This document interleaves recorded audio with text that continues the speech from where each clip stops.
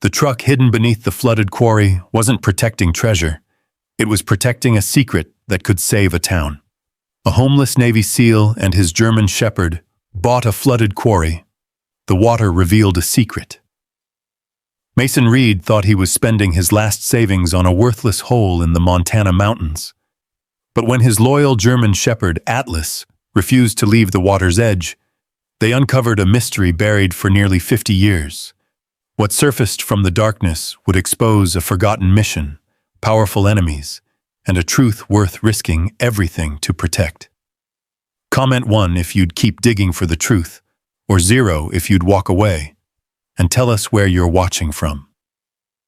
The nightmare always began with the sound, not the explosion, not the shouting, the sound before it. A radio crackling through static, a voice trying to say something important. Then silence. Mason Reed jerked awake in the darkness, breathing hard. For a few seconds he didn't know where he was. His hand moved automatically toward the flashlight beside the bed, another habit he had never managed to break. The beam flashed across the cramped interior of the old camper. Small table, coffee mug, toolbox, blankets. Nothing else, no desert, no gunfire, no war. Just Montana. Just another cold morning. A warm weight pressed against his leg. Mason looked down. Atlas. The German shepherd had already lifted his head and was watching him. The dog didn't move, didn't bark, didn't need to. He simply rested his muzzle against Mason's knee, grounding him, bringing him back, the same way he had done hundreds of times before. Mason slowly lowered the flashlight. "It's okay, buddy." His voice sounded rough. Atlas stayed where he was until Mason's breathing settled. Outside, dawn was beginning to color the mountains. The camper creaked softly in the wind. Mason rubbed a hand across his face and sat quietly for a moment. 46 years old, former Navy SEAL, and living in a camper that smelled faintly of motor oil and old coffee. Life had a strange sense of humor. 3 years earlier, he had still believed things might turn around. There had been jobs, interviews, plans. Then came layoffs, medical bills, a failed construction partnership. One bad year became 2. 2 became 3. Eventually, there wasn't much left except the camper and the dog. The camper wasn't worth much. The dog was worth everything. Atlas stood and stretched. His joints popped softly. Age was catching up to him, too. Gray hairs had begun appearing around his muzzle. The dog had served beside Mason overseas before retiring. Most people saw a German shepherd. Mason saw family. The last family he had. He opened a cabinet and found the final scoop of dog food. Atlas ate while Mason drank black coffee. Breakfast finished quickly. The wallet in Mason's pocket held less money than he cared to think about. Enough for fuel. Enough for food for another week. Maybe 2. After that, he didn't know. That uncertainty had become normal. By mid-morning, the camper rolled along a narrow highway, cutting through western Montana.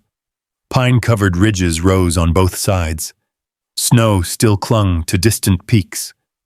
The sky stretched endlessly above them. Beautiful country, if you ignored the loneliness. Atlas sat in the passenger seat staring through the windshield. Occasionally, passing drivers smiled when they saw him. The dog always attracted more attention than Mason did. That was fine. Mason preferred it that way. A weathered sign eventually appeared beside the road. "Welcome to Granite Pass." Population 2,417. The town sat in a valley surrounded by mountains. Old brick buildings lined Main Street. Pickup trucks filled parking spaces. A grain elevator stood near railroad tracks at the edge of town. Nothing fancy, nothing special. Exactly the kind of place people passed through without remembering. Mason parked near the county courthouse. A banner hung above the entrance. County surplus. Property auction. He wasn't there to buy anything. At least that was what he told himself. The truth was simpler. He had nowhere else to be. Atlas remained inside the camper while Mason headed toward the courthouse. The auction room smelled like dust, paper, and coffee. Metal folding chairs filled most of the space. Farmers, retirees, local business owners, a few investors. Everyone seemed to know everyone else. Mason took a seat near the back wall. Old habits. Always near an exit. Always facing the room. The auction moved slowly. A storage building. A vacant lot. An abandoned maintenance shed. Items sold. People chatted. Laughed. Raised paddles. Mason barely paid attention. Then a photograph appeared on the projector screen. The room changed. Not dramatically. Just enough. A few people chuckled. Someone in the front row laughed openly. Mason looked up. The image showed dark water surrounded by steep rock walls. An old quarry. Flooded. Forgotten. Silent. County Parcel 19-Aaron Ridge Basin. The auctioneer adjusted his glasses. Former quarry property. Flooded approximately 48 years ago. No structures, no utilities. Sold as is. Another laugh came from the audience. Someone muttered, "You're buying a lake in a hole." Several people laughed. The auctioneer smiled. Opening bid. $5,000. Silence. Nobody moved. The auctioneer lowered the price. 4,000. Nothing. More laughter. Mason continued staring at the photograph. Something about it felt familiar. Not the quarry itself. The feeling. Abandoned. Left behind. Written off by everyone around it. The auctioneer tried again. 3,000. Still nothing.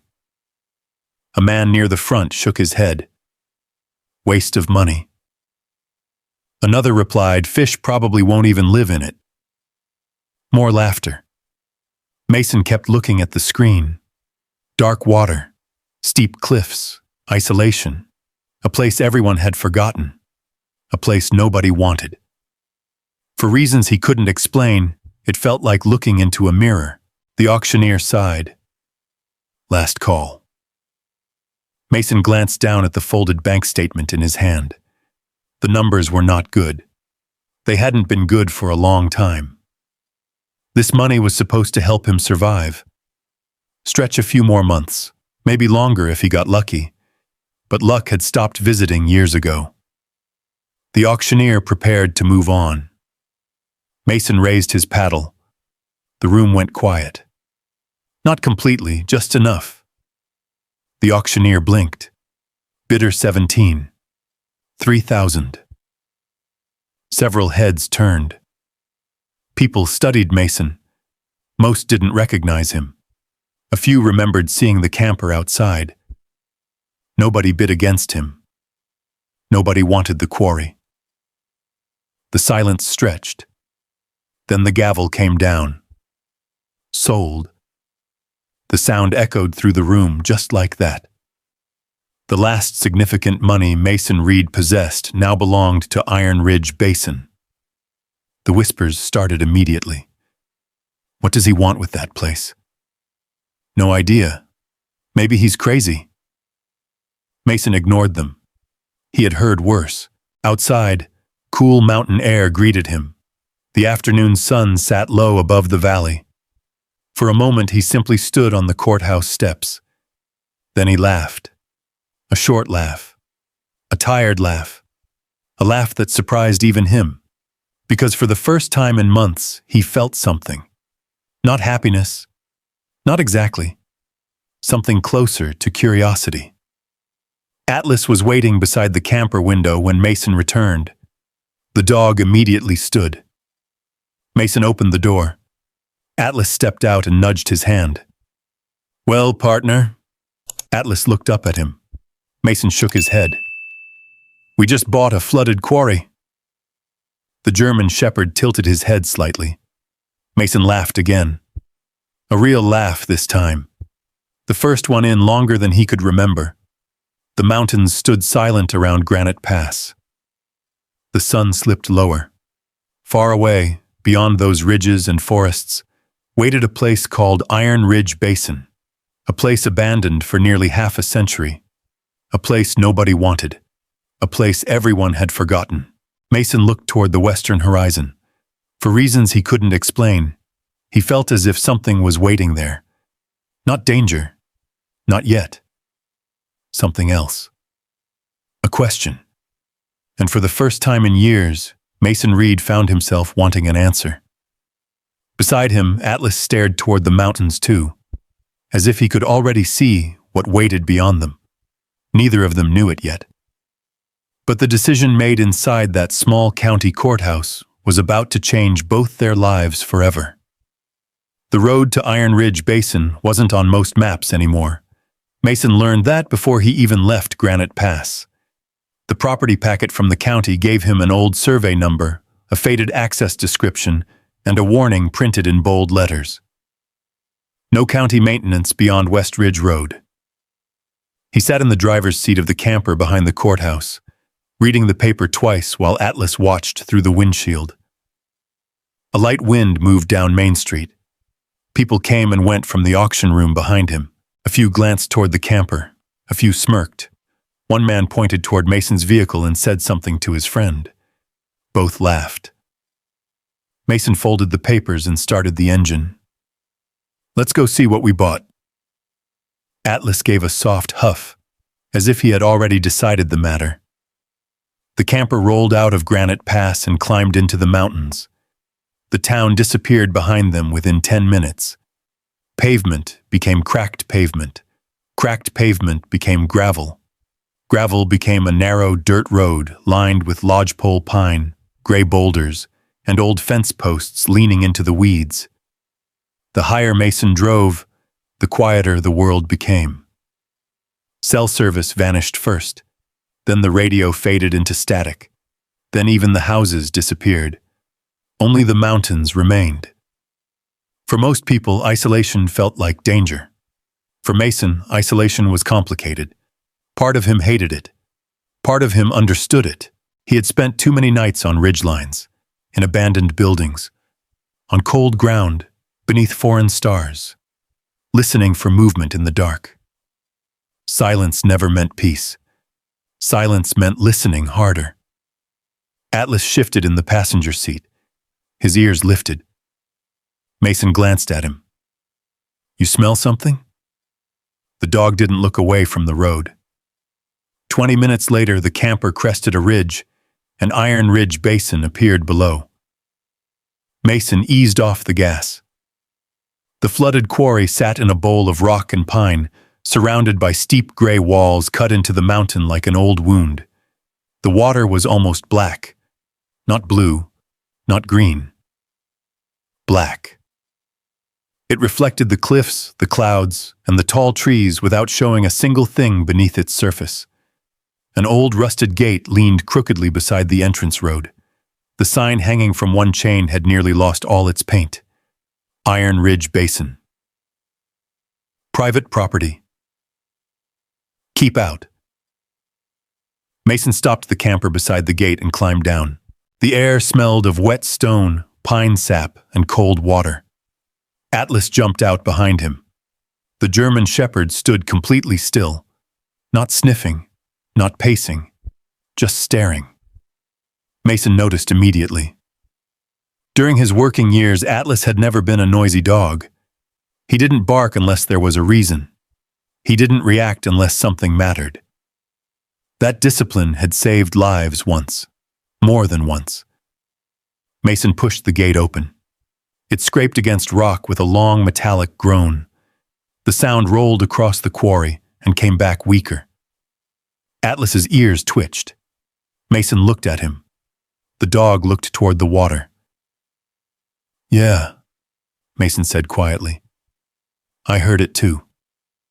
He drove the camper down into a flat clearing overlooking the basin. It was barely level enough to park.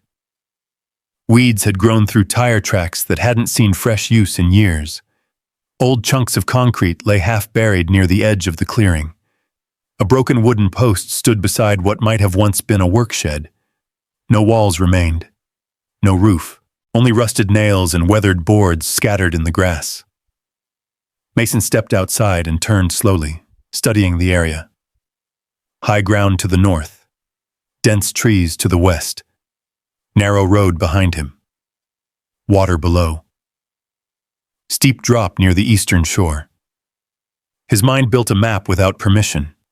Entry points, exit points, blind spots, cover, elevation.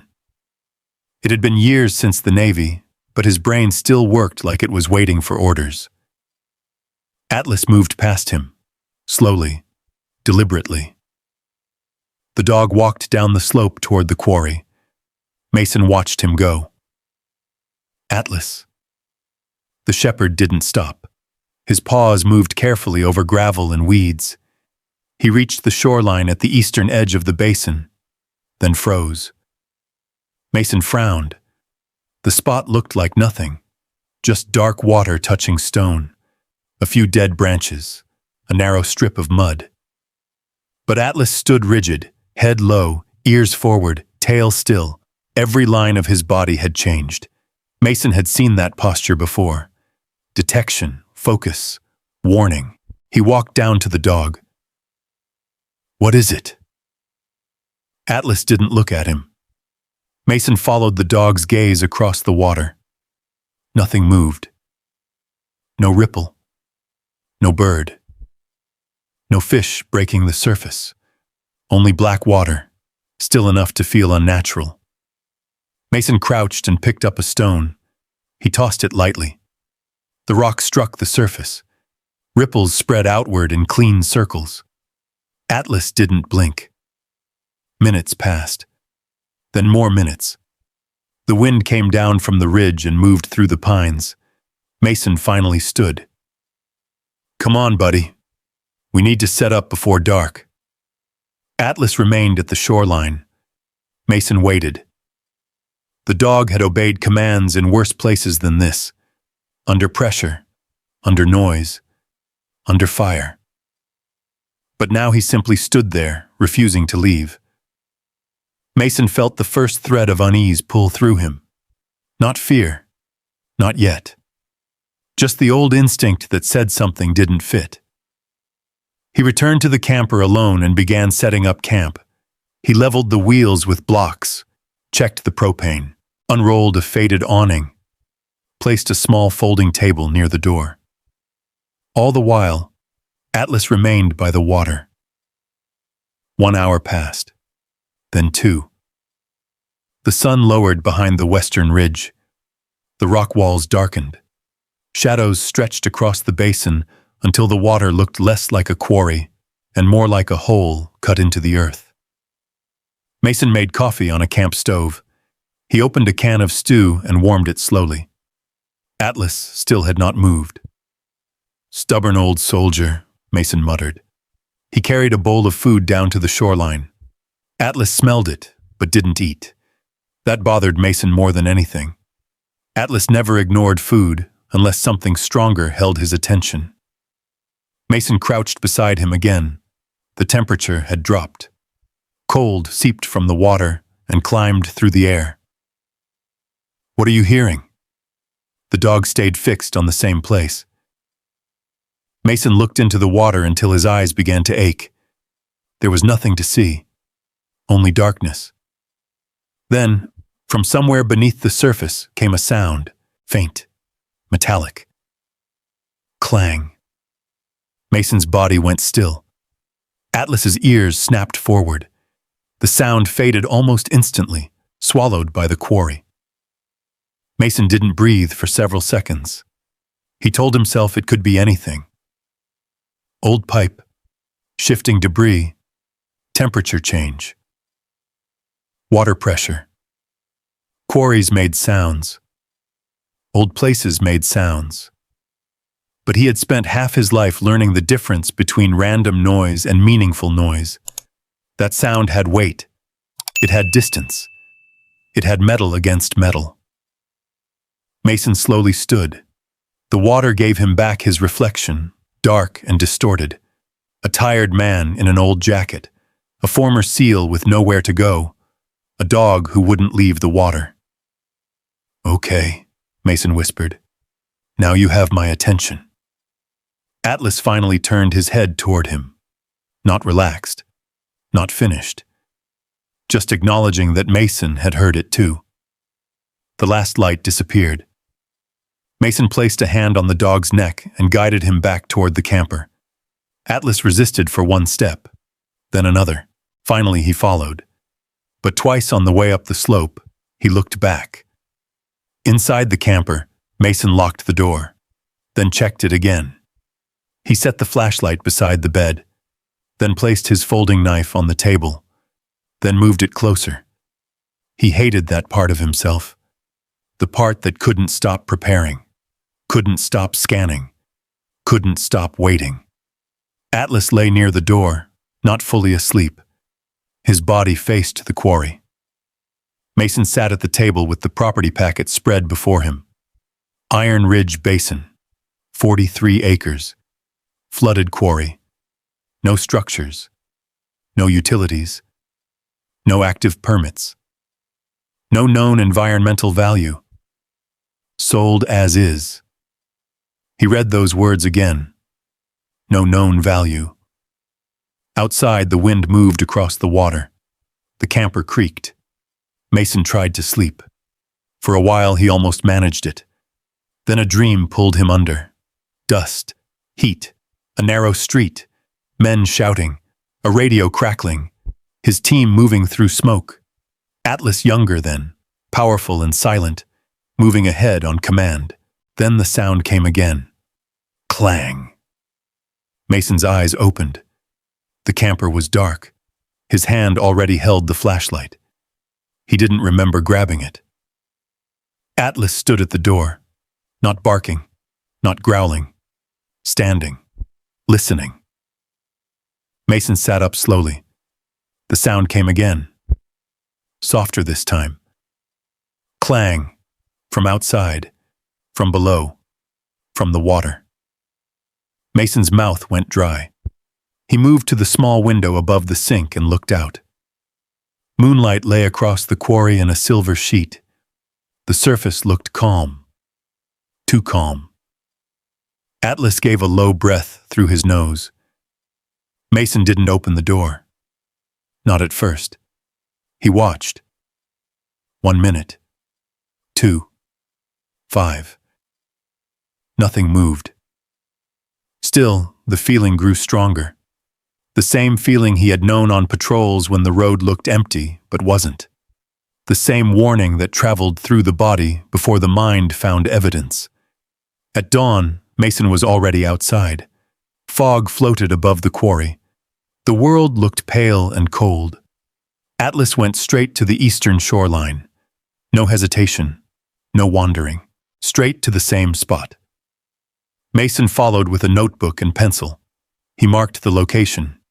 Eastern bank, rock shelf, dead pine near waterline. Metallic sound heard twice overnight. Dog fixation continued. The words looked ridiculous on paper. But the dog did not. Atlas sat on the shoreline like a sentry. Mason walked the perimeter slowly. He found old concrete pads, rusted bolts, broken cable loops embedded in stone, sections of collapsed fencing, the remains of a work road cut into the cliff. Nothing unusual for an abandoned quarry.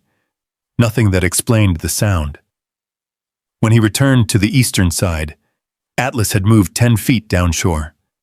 His nose hovered close to the ground. Mason stepped beside him and looked down. At first, he saw only weeds. Then Atlas pawed once at the dirt. Mason crouched. He pulled away grass and wet leaves. Something rusted appeared beneath the mud. A narrow strip of steel. He cleared more. Another strip ran parallel to it. Mason's pulse changed. Rails, old industrial rails. Half buried, forgotten, running toward the water. He followed them with his eyes. They disappeared beneath the black surface, exactly where Atlas had been staring. Mason stayed crouched for a long time. The fog shifted. The quarry remained silent.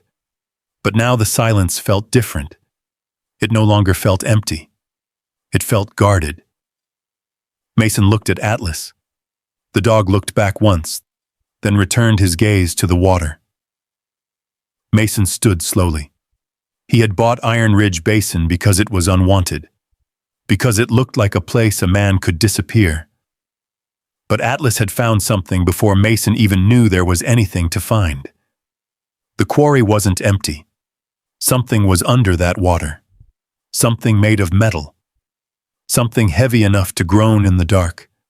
And whatever it was, it had been waiting there a very long time. Mason stood beside the buried rails while a cold breeze moved across Iron Ridge Basin. Atlas remained fixed on the water.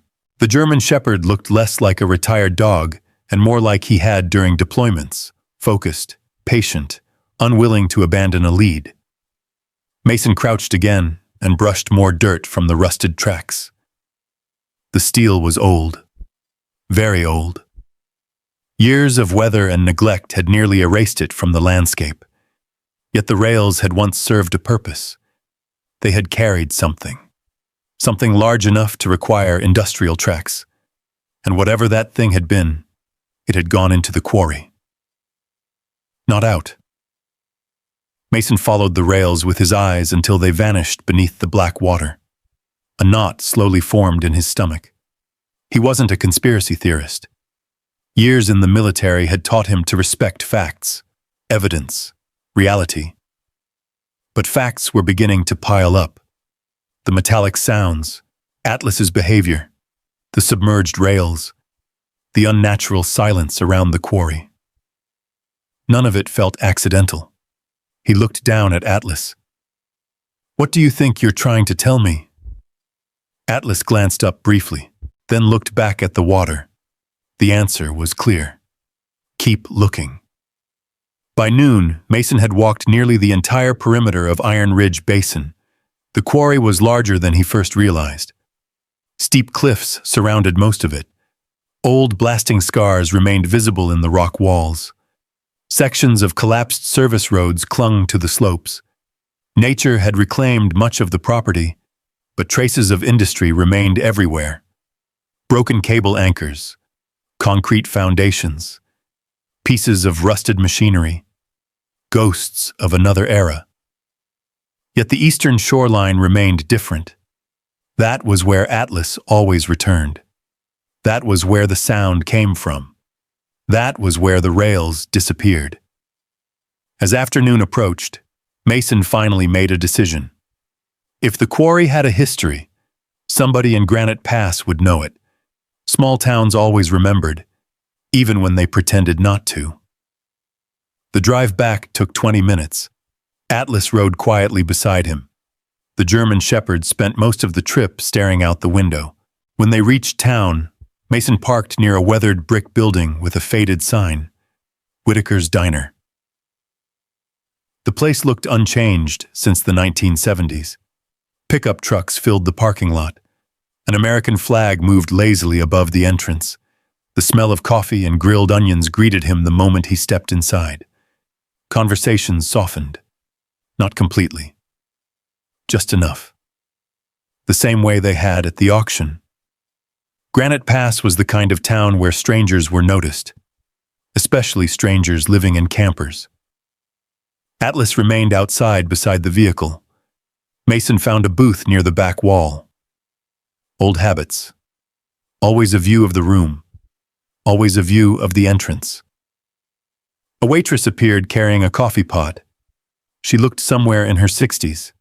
Kind eyes, silver hair. Name tag reading Marlene.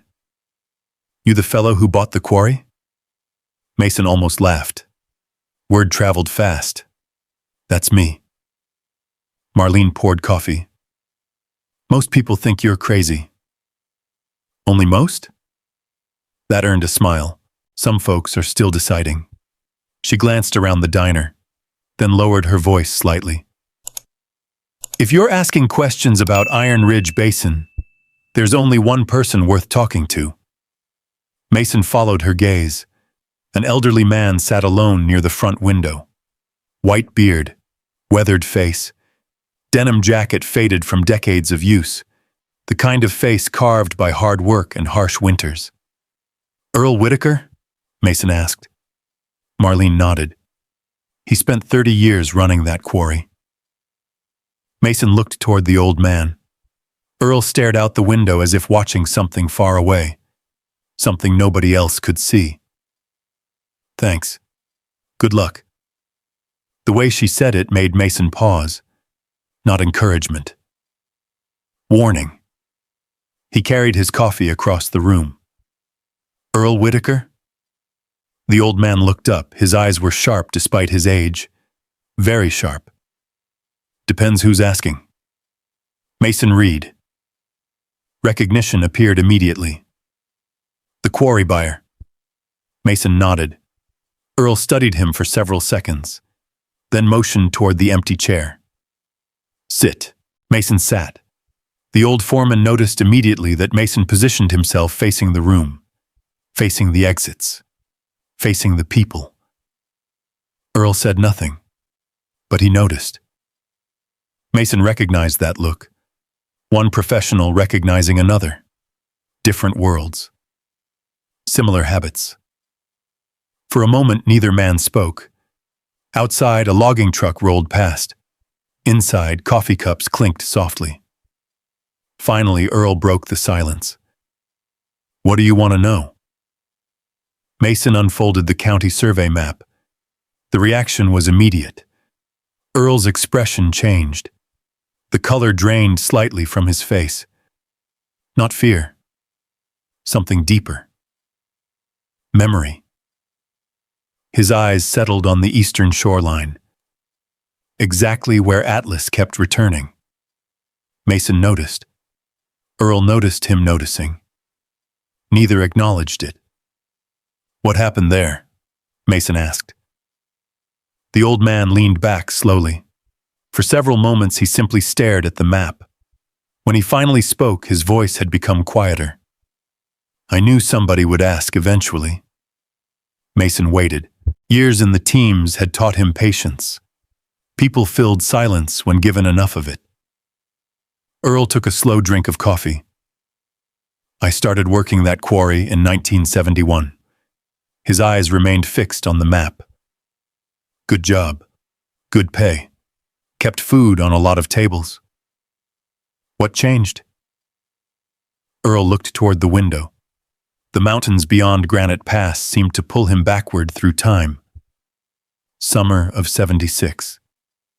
The diner noise faded into the background. Even Marlene seemed to stop listening while pretending not to. Earl continued. 3 military convoys came through town. Mason frowned. "Military?" Earl nodded. "Big trucks, government plates, armed escorts." A chill moved through Mason. What were they doing there? No idea. The answer came immediately. Too quickly. Too practiced. Earl saw Mason's expression. "They never told us." "What happened next?" The old man's jaw tightened. "They shut everything down." Mason leaned forward slightly. "Everything?" "Everything." Earl tapped the map. Middle of a workday. Men cutting rock. Equipment running. Normal shift. His eyes darkened. Then the military arrived. The memory clearly remained vivid. They ordered every worker off the property. No explanation? No explanation. Earl's voice became harder. No meetings. No warning. No discussion. What about the company? They were ordered out too. Silence settled between them.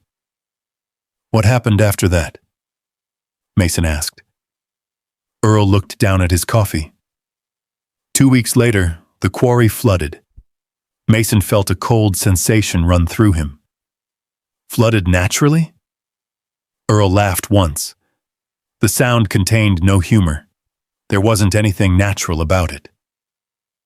Outside, clouds drifted across the mountains. The sunlight dimmed. Earl lowered his voice even further. They brought in pumps. Why?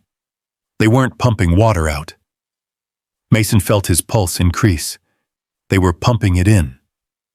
Neither man spoke for several seconds. The image formed in Mason's mind.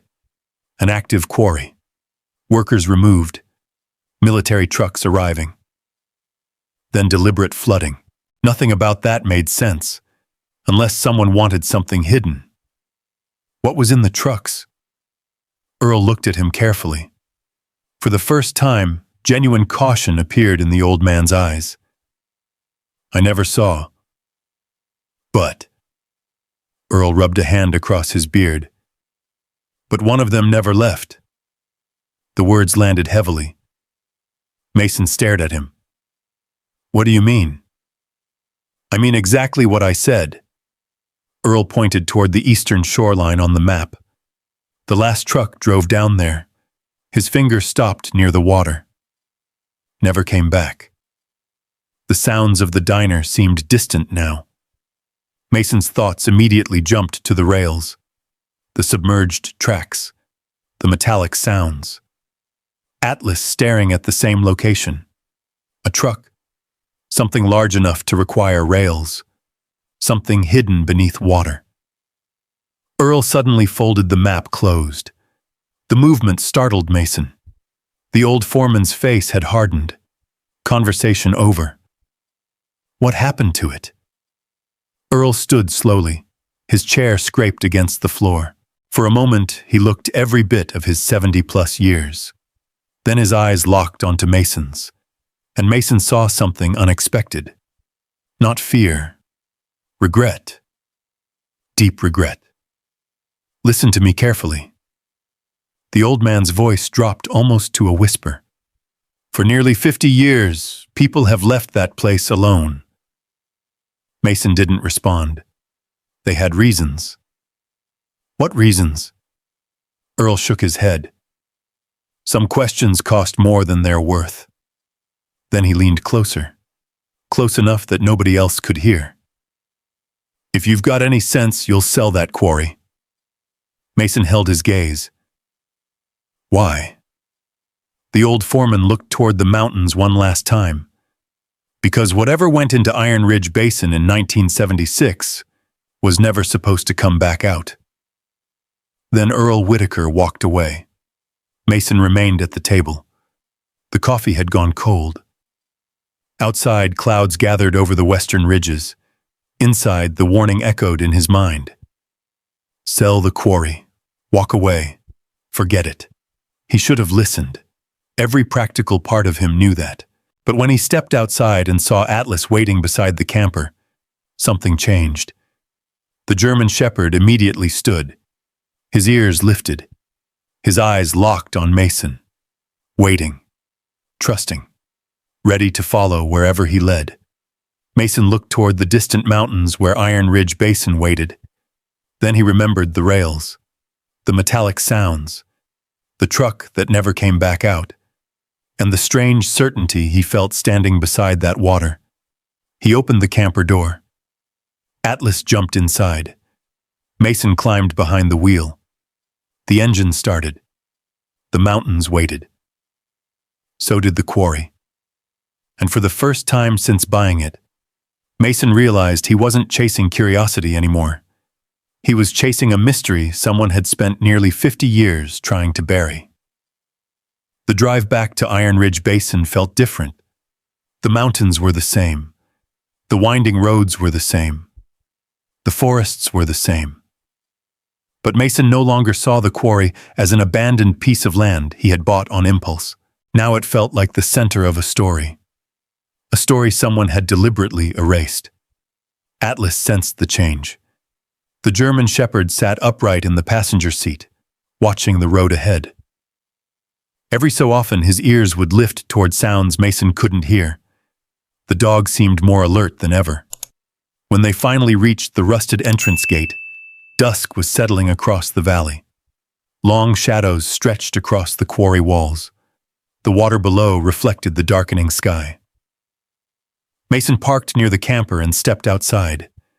The air carried the scent of pine and cold stone. Atlas immediately headed toward the eastern shoreline. No hesitation, no distraction. Straight to the same place. Mason watched him disappear down the slope, then followed. The rails remained exactly where they had been.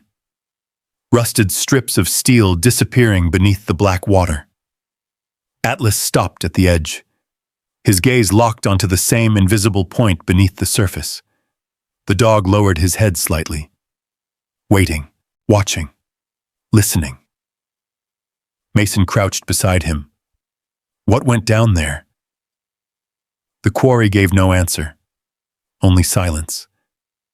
The next morning arrived wrapped in fog. The cliffs looked like giant gray walls floating above clouds. Mason brewed coffee outside the camper and stared across the basin. His thoughts returned to Earl Whitaker's story. Military trucks, forced evacuation, flooding. One truck never returning. The more he thought about it, the less it made sense. Military operations happened. Construction projects happened. Government mistakes happened. But deliberately flooding an active quarry? That required money, planning, authorization, purpose. Somebody had wanted something hidden. Atlas appeared beside him carrying a stick.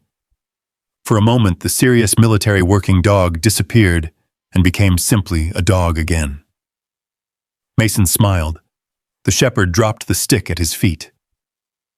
You think this is playtime? Atlas nudged the stick. Mason laughed softly. It felt good. Normal. Human. The feeling didn't last long. By mid-morning, he was back at the eastern shoreline. The rails bothered him. He needed more information. The answer arrived from an old storage compartment beneath the camper bed.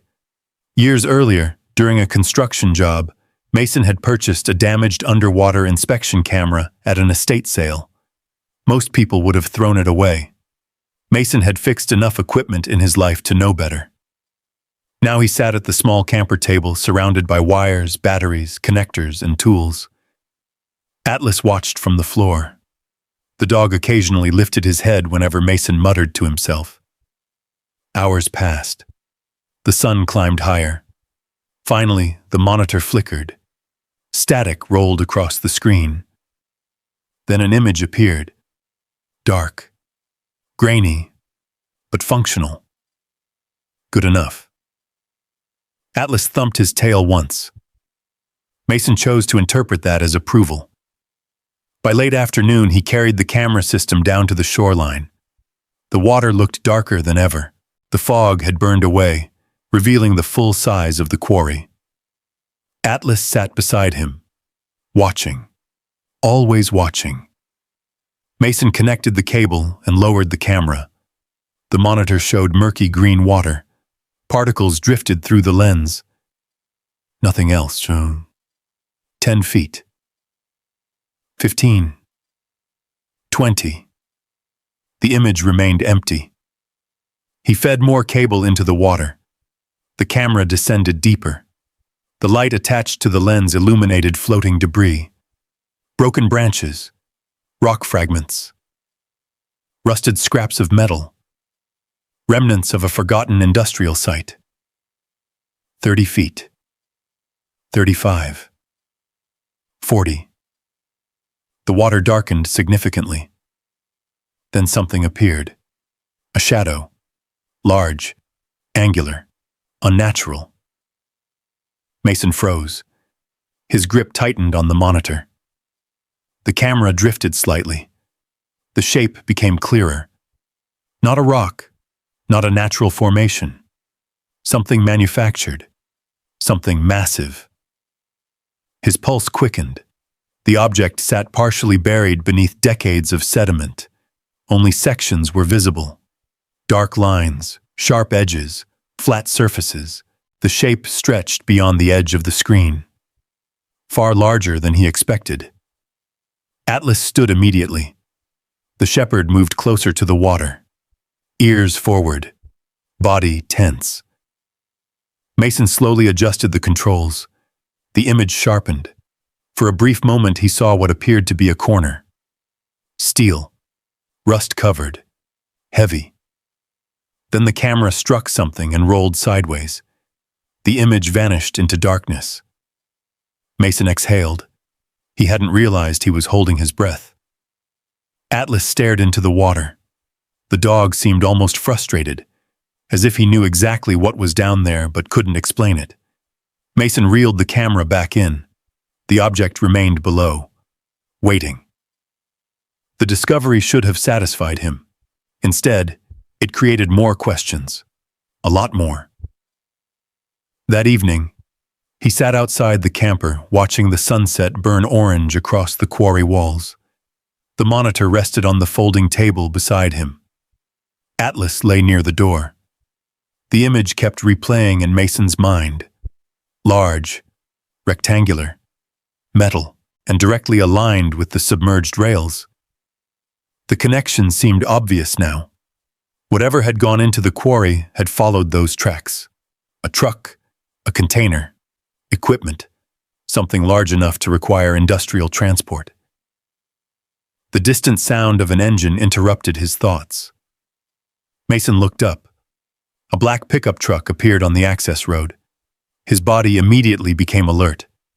Atlas was already standing. The vehicle rolled into the clearing and stopped 20 yards away. The driver's door opened.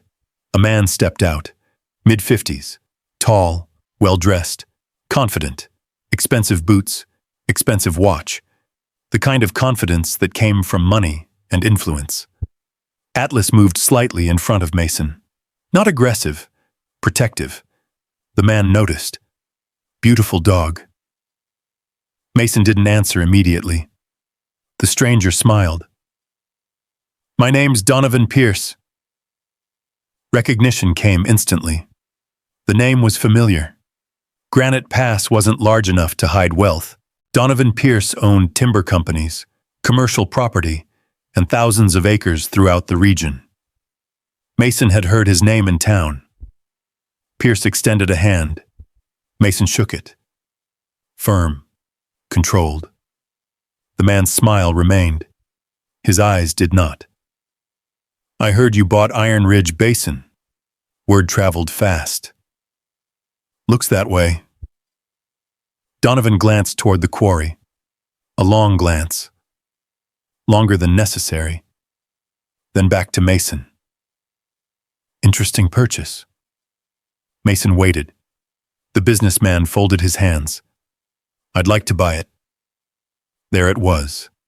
Direct. No small talk. No pretending. Mason remained silent. Donovan continued. "I'll pay 4 times what you spent." The offer landed heavily. 4 times. For a flooded quarry. For a piece of land nobody wanted. For a property people laughed at only days earlier. Mason studied him carefully. Years in the military had taught him something valuable. People rarely overpay for worthless things. "Why?" Donovan smiled again. "Investment opportunity." The answer sounded rehearsed. "What kind of investment?"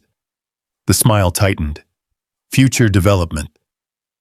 Mason looked toward the water, then back at the man. "You want to develop a flooded quarry in the middle of nowhere?" Donovan laughed politely. Stranger things have happened. Neither man moved. The air between them changed. The conversation was no longer friendly. Mason felt it. So did Atlas. The shepherd's gaze never left Donovan. Finally, Mason shook his head. "No." The smile vanished. Not dramatically. Just enough. A brief crack in the mask.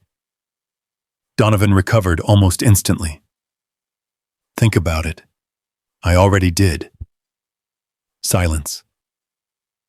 Wind moved across the quarry. Far below, dark water reflected the fading sky. Donovan studied Mason for several seconds, as if reassessing him, calculating. Then he nodded once.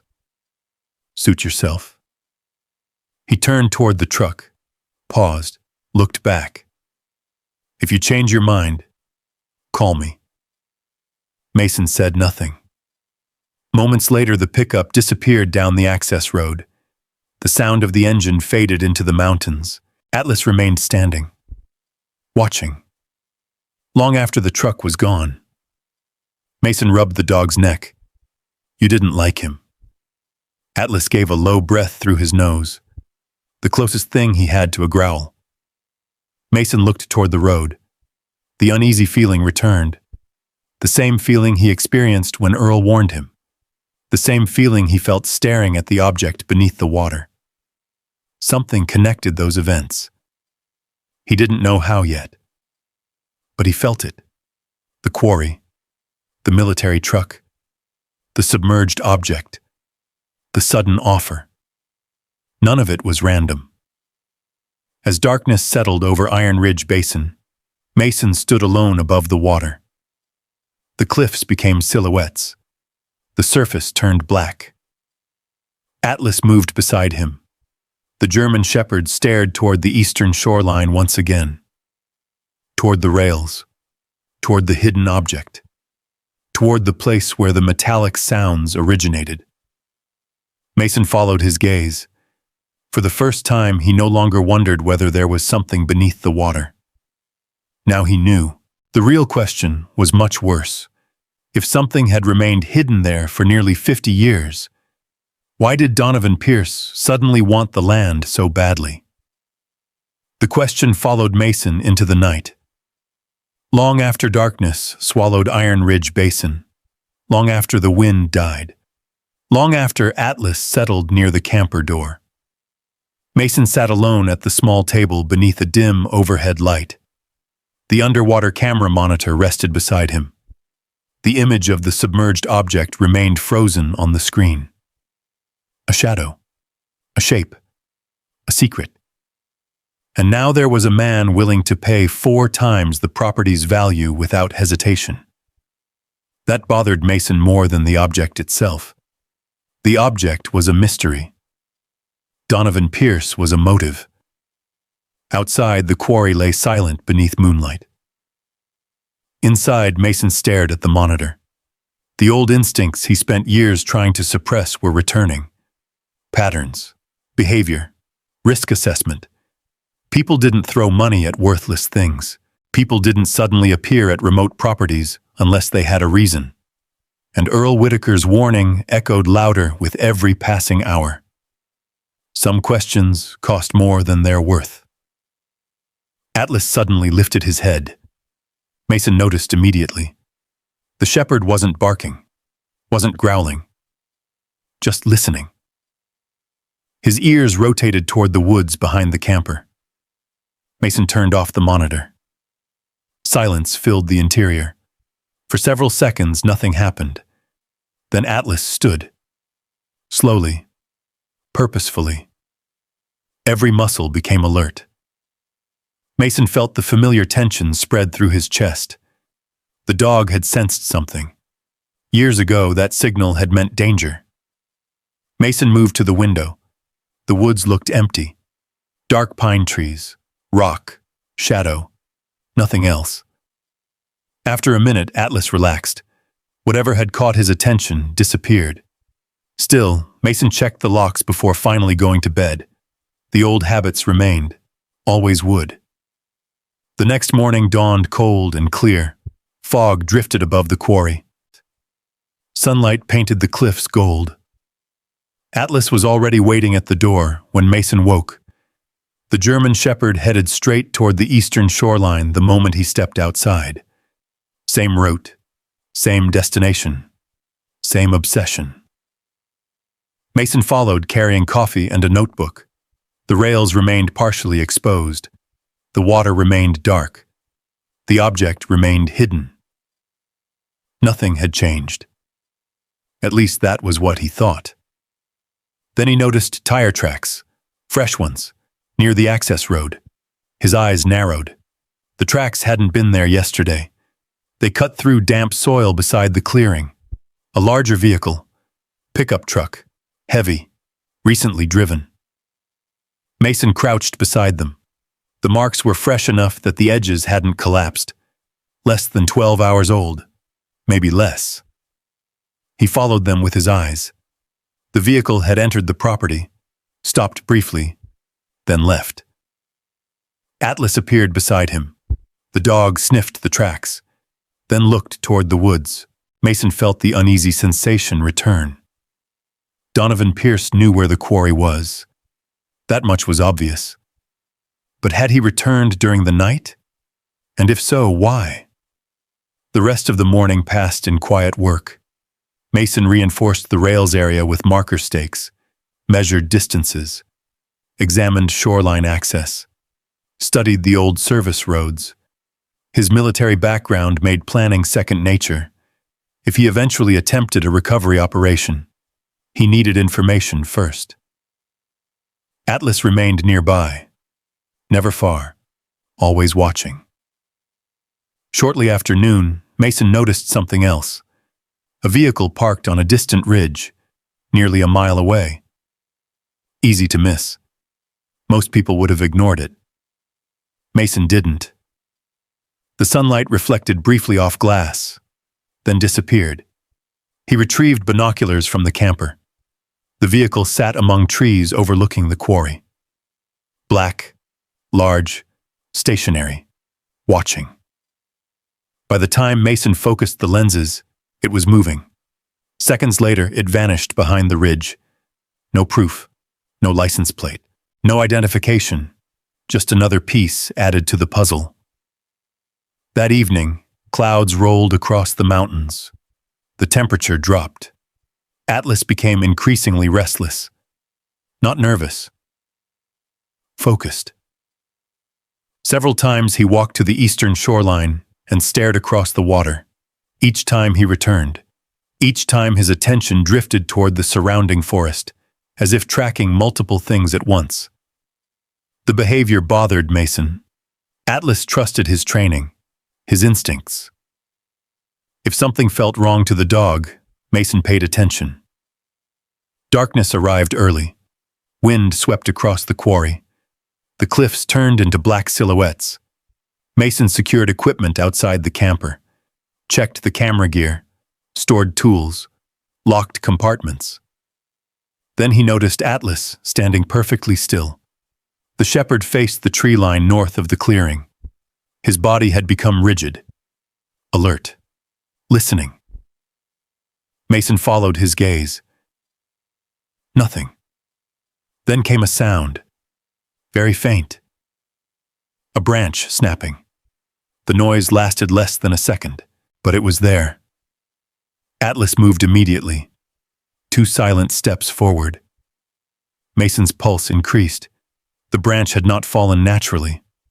Someone had stepped on it. He knew the difference. The same way he knew the difference between wind and movement overseas. Years of experience lived in instincts long after memories faded. Mason turned off the exterior lantern. Darkness swallowed the clearing. He waited. Atlas never looked away from the woods. 1 minute passed, then another. Nothing moved. The forest remained still. Finally, Mason exhaled. Maybe it was an animal. Maybe, Atlas growled. Low, deep. The sound stopped him cold. Atlas almost never growled. Not without reason. Mason grabbed a flashlight. The beam cut through darkness. Pine trees, brush, rock. Nothing else. Then something flashed. Metal. Briefly. Deep within the trees. Gone immediately. Mason lowered the light. Someone was there. Watching. The realization landed hard. Not a feeling. Not paranoia. not imagination. Someone was on the property. Atlas took another step forward. The fur along his shoulders lifted slightly. The old military dog was gone. The working dog had returned. Mason made a decision. Stay. Atlas froze instantly. Years of training remained intact. Mason moved toward the woods alone. Slowly, quietly.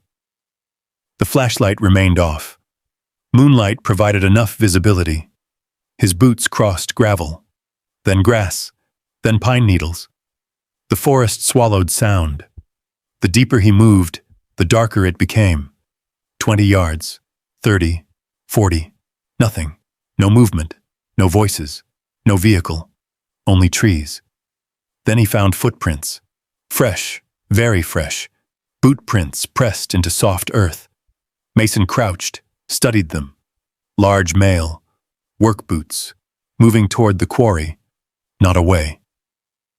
His jaw tightened. The tracks continued through the trees. He followed them. 50 yards, 60, 70. Then the footprints stopped near a rocky outcrop overlooking the basin. Someone had stood there, watching, directly above the eastern shoreline, directly above the submerged rails, directly above the hidden object. Mason stared down toward the water. The location wasn't random. Whoever came here knew exactly where to look. A chill moved through him. This wasn't curiosity. This wasn't trespassing. This was surveillance. He returned to the camper after midnight. Atlas met him halfway. The dog immediately sniffed his hands and clothes. Confirming. Checking. Working. Mason scratched behind the shepherd's ears. Good catch. Atlas leaned briefly against him, then looked back toward the woods. Still suspicious, still alert. Neither slept much. The next morning brought another surprise. One of the support ropes securing Mason's camera equipment had been cut. Not frayed, not broken. Cut. Cleanly, deliberately. The blade mark was obvious. Mason stared at it for a long moment. Atlas stood beside him. The dog smelled the damaged rope, then looked toward the access road. Someone had entered the property. Someone had approached his equipment. Someone had done it while they slept. For the first time since buying Iron Ridge Basin, Mason felt genuine anger. Not fear. Anger. The quarry mystery was one thing. The truck, the hidden object, the military story, those belonged to the past, but this belonged to the present. Someone was actively trying to interfere. Someone wanted him gone.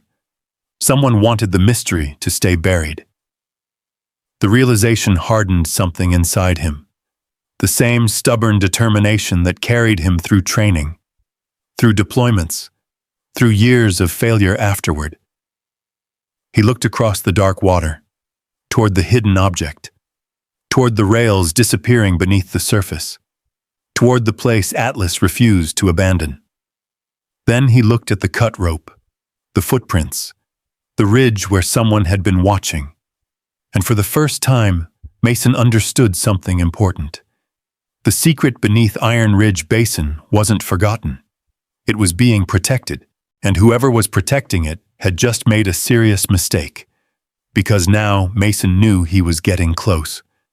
The cut rope remained on the folding table all morning. Mason looked at it every time he stepped outside the camper. A clean cut. One deliberate slice. Simple. Direct. Personal. Someone had entered his property in the middle of the night and wanted him to know it. That fact bothered him more than the damaged equipment. The message was clear. Stop digging. Leave. Walk away. Instead, it had the opposite effect.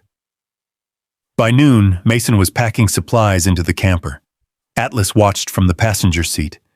The German shepherd seemed unusually alert. Every passing vehicle on the highway drew his attention. Every unfamiliar sound made his ears lift. The dog understood something had changed. So did Mason. The quarry wasn't going to reveal its secrets through guesswork. He needed records, maps, history, paper trails. People lied. Documents usually didn't. Granite Pass disappeared in the rearview mirror as Mason headed south toward a neighboring county. The Regional Archives Center occupied the basement of an old courthouse built during the early 20th century. Red brick, stone columns, tall windows stained by decades of weather. The place looked forgotten enough to hide important things. Mason parked beneath a cottonwood tree. Atlas stepped down from the camper and immediately scanned the area. Old habits. The same ones Mason carried. After securing the dog with water and shade outside, Mason headed inside. The smell hit him immediately. Dust, paper, age. Thousands of forgotten stories stacked on shelves. Rows of filing cabinets stretched beneath fluorescent lights. Maps hung on walls. Old photographs lined display cases. The room was nearly empty. Only one person sat at a long wooden table near the back. A woman in her 30s. Brown hair pulled into a loose ponytail. Reading glasses. Several engineering reports spread around her. She looked up when Mason entered. Curious. Friendly. Not surprised. "Can I help you?" Mason removed his cap. "I'm looking for records on Iron Ridge Basin." The woman's eyebrows lifted immediately. Most people wouldn't recognize the name. She clearly did. "That's an unusual request." "So I've been told." A faint smile appeared. She stood and extended a hand. "Rachel Turner." Mason shook it. "Mason Reed." Recognition flickered briefly across her face. The man who bought the quarry. He sighed. "Does everyone know that? In Granite Pass?" Rachel laughed softly. "Pretty much." For the first time in days, the conversation felt normal. No warnings, no hidden agendas, no strange offers, just another person. Rachel gestured toward the table. "Sit. Let's see what we can find." The next several hours disappeared into old records, property surveys, mining permits, environmental studies, company filings, boxes piled around them. Dust covered their hands. Atlas occasionally appeared in the courthouse window outside, checking on Mason before returning to his spot beneath the tree. Rachel noticed. "Beautiful dog. He keeps me out of trouble. Looks like he takes the job seriously." "He does." The answer carried more weight than she realized. Around mid-afternoon, Rachel frowned at a stack of documents. "That's strange." Mason looked up. "What is?" She spread several folders across the table. "Records stop." "What do you mean?" "I mean they stop." Rachel tapped the papers. "Mining reports exist through 1976. Another file. Environmental reports disappear. Another. Property assessments disappear." Mason leaned forward. The gaps were obvious. Entire years missing. Not misplaced. Missing. Could they have been archived somewhere else? Rachel shook her head. No. She looked genuinely puzzled. Someone removed them. The words settled heavily between them. Mason thought about Earl Whitaker. Military trucks. Forced evacuation. Flooding. Then decades of silence. The missing records fit perfectly. Too perfectly. Rachel stood and walked toward another section of shelving. "Let's try engineering records." Minutes later, she returned carrying a large map tube. The paper inside crackled as she carefully unrolled it across the table. Detailed geological surveys covered the page. Contour lines, elevation markers, water tables, subsurface formations. Rachel studied it for several moments. Then her expression changed. What? She pointed toward several markings beneath the mountains surrounding Iron Ridge Basin. These aren't mining structures. Mason leaned closer. What are they? Water channels. His brow furrowed. Natural? Rachel nodded slowly. Looks like limestone filtration systems. She traced several blue lines running beneath the valley. They connect to a larger underground reservoir. Mason stared at the map. The quarry suddenly looked different. Not just a flooded hole, part of something larger. Much larger. Rachel continued searching. More boxes, more files, more missing pages. The deeper they looked, the stranger the story became. Then she found it. A thin folder buried beneath unrelated documents. Its cover was faded almost white with age. Rachel opened it carefully. Most pages remained intact. One section had clearly been removed, torn away decades earlier, but the final page remained. Mason saw the signature first. The room seemed to shrink around him. His heartbeat slowed, then quickened. No. It couldn't be. He picked up the page, read the name again. Thomas Reed. The signature stared back at him. Clear, undeniable. His grandfather. Rachel noticed the change in his expression. You know him? Mason didn't answer immediately. He couldn't. For several seconds, he simply stared. Thomas Reed. The man existed mostly as fragments in Mason's memory. A few old photographs, stories told by relatives, a funeral attended years ago. Nothing more. His grandfather had been distant, quiet, the kind of man nobody seemed to understand completely. And now his name sat on documents connected directly to Iron Ridge Basin. My grandfather. Rachel blinked. What? Mason handed her the page. Thomas Reed. The realization spread across her face. Neither spoke for a moment. Outside, wind rattled the courthouse windows. Inside, something fundamental shifted. The mystery was no longer about a quarry, or a truck, or hidden records. Now it touched Mason's family, and that changed everything. Rachel carefully searched the remaining folders. Another document, another signature, then another. Thomas Reed appeared repeatedly. Engineering reviews, hydrology assessments, government consultations. The deeper they dug, the more often his name surfaced. Mason struggled to process it.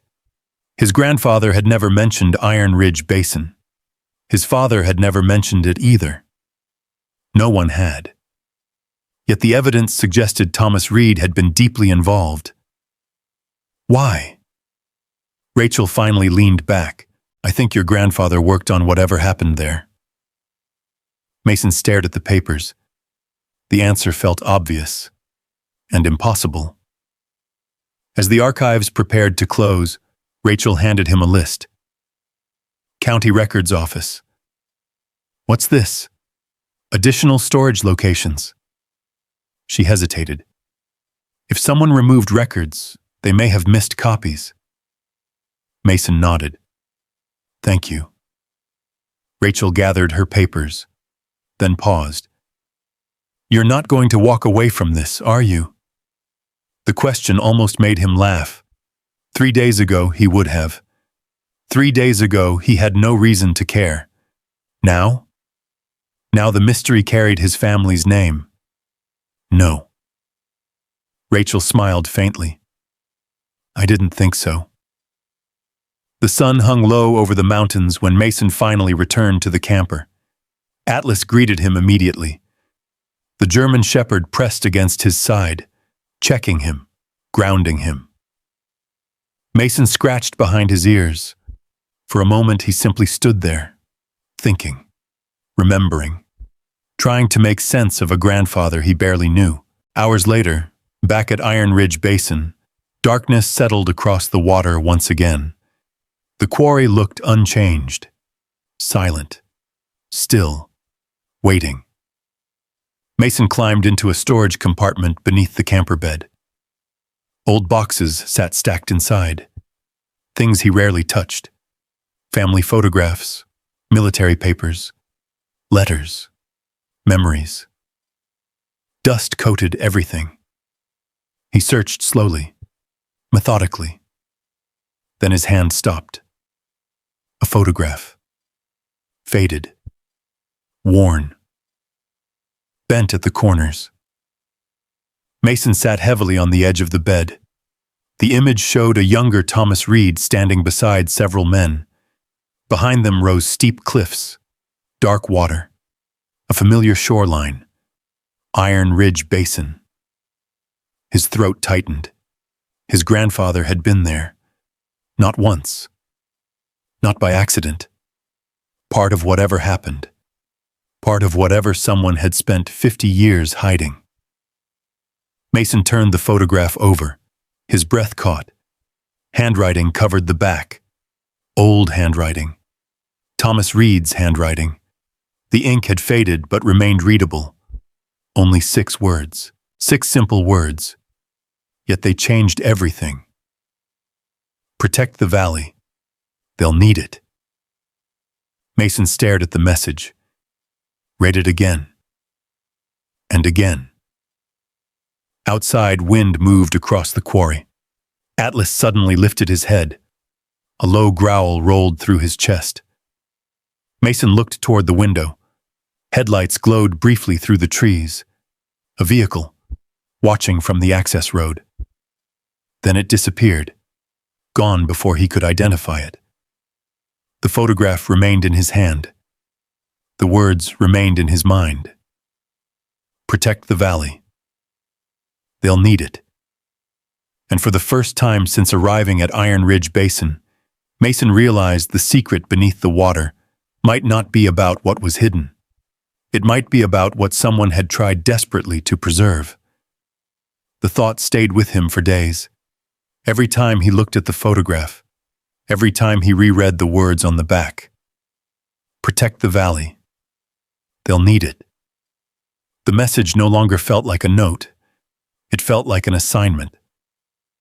A mission left unfinished, and somehow, decades later, it had landed in Mason's hands. The morning sun rose clear over Iron Ridge Basin. Mist drifted above the water. Atlas sat at the eastern shoreline, exactly where he always did. Watching. Waiting. The dog hadn't abandoned that spot for nearly a week. Neither had Mason. The time for questions was ending. The time for answers had arrived. By mid-morning, the first truck appeared. Then another. Then another. Word had spread throughout Granite Pass. The mysterious object beneath the quarry. The old military story. The hidden records. The strange history of Iron Ridge Basin. Curiosity traveled fast in mountain towns. Help traveled even faster. Walter Whitaker climbed out of the first pickup. The retired quarry foreman looked older than ever, but his eyes remained sharp. Thought you might need a hand. Mason smiled. Appreciate it. A second vehicle arrived carrying 2 local veterans. Gray hair, weathered faces, firm handshakes. The kind of men who didn't ask many questions. Men who simply showed up when help was needed. More vehicles followed. A mechanic, a welder, a retired crane operator, a rancher who owned heavy equipment. By noon, nearly a dozen people stood beside the quarry discussing recovery plans. Mason hadn't expected any of it. For years he'd lived alone, moved alone, solved problems alone. Now people kept arriving. Atlas moved through the crowd calmly, accepting pats on the head, inspecting newcomers, keeping watch. Several veterans recognized immediately what kind of dog he was. One man knelt beside him. Good soldier. Atlas accepted the compliment without changing expression. The work began shortly after lunch. Heavy cables stretched across the shoreline. Anchor points were reinforced. Load calculations were checked repeatedly. Walter supervised portions of the operation with surprising authority. The old foreman knew the quarry better than anyone alive. Rachel Turner arrived carrying maps and engineering notes. The moment she stepped from her truck, Atlas walked over and greeted her. Rachel smiled. "Good to see you too." Mason noticed. Atlas didn't warm up to people easily. The fact that he liked Rachel mattered. By late afternoon, the recovery system stood ready. A large portable winch sat secured near the shoreline. Steel cables disappeared beneath the dark water. The entire town seemed to know what was happening. Vehicles lined the access road. Families gathered along ridges overlooking the quarry. Children sat on truck tailgates. Elderly couples watched from folding chairs. The atmosphere felt almost unreal. A week earlier, nobody cared about Iron Ridge Basin. Now hundreds of eyes focused on it. Focused on the water. Focused on what lay beneath. Walter checked his watch, then looked at Mason. "You ready?" Mason glanced toward Atlas. The German shepherd stood beside the water. Alert. Focused. Ready. The same way he always had been. Mason nodded. "Let's do it." The winch motor engaged. A deep mechanical hum rolled across the quarry. Steel cables tightened. Water rippled. Nothing happened. The crowd fell silent. Only the sound of machinery remained. The tension increased. The cable stretched tighter. Still nothing. Mason felt his pulse climbing.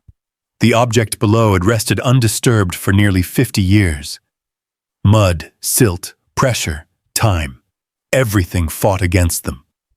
Walter leaned forward. "Come on." The water churned. A swirl of black sediment erupted from below. The quarry seemed to exhale. Then something moved, only inches. But it moved. The crowd gasped collectively. The object was real. Not a rumor. Not imagination. Real. The winch continued pulling. Slowly. Painfully slowly. The hidden shape rose through darkness. More mud exploded upward. The water near the cable turned brown. Then a corner broke the surface. Rust, steel, age. A visible piece of history emerged from the depths. People began whispering. Mason heard none of it. His attention remained locked on the water. Another section appeared. Then another. The shape grew larger. Much larger. Walter's face had gone pale. Rachel stared without blinking. The object continued rising. A roofline emerged, then a side panel, then shattered window frames. Recognition spread through the crowd like electricity. Nobody needed confirmation anymore. Everyone knew what they were looking at. A truck. An enormous military transport truck. The same truck Earl had described. The same truck that entered Iron Ridge Basin in 1976. The same truck that never came back out. Until now. A murmur swept through the crowd. Disbelief. Shock. Wonder. Mason stood motionless. The truck looked like something returning from another world. Water cascaded from every surface. Mud slid from rusted steel. Half a century vanished before their eyes. Walter shook his head slowly. "My God." His voice cracked. It was true. The old foreman looked suddenly emotional. For decades, nobody believed him completely. Now the proof sat rising from the quarry itself. The final pull brought the vehicle toward the shoreline. Winches groaned, steel strained, then the truck settled onto solid ground. Silence followed. Complete silence. Even the birds seemed absent.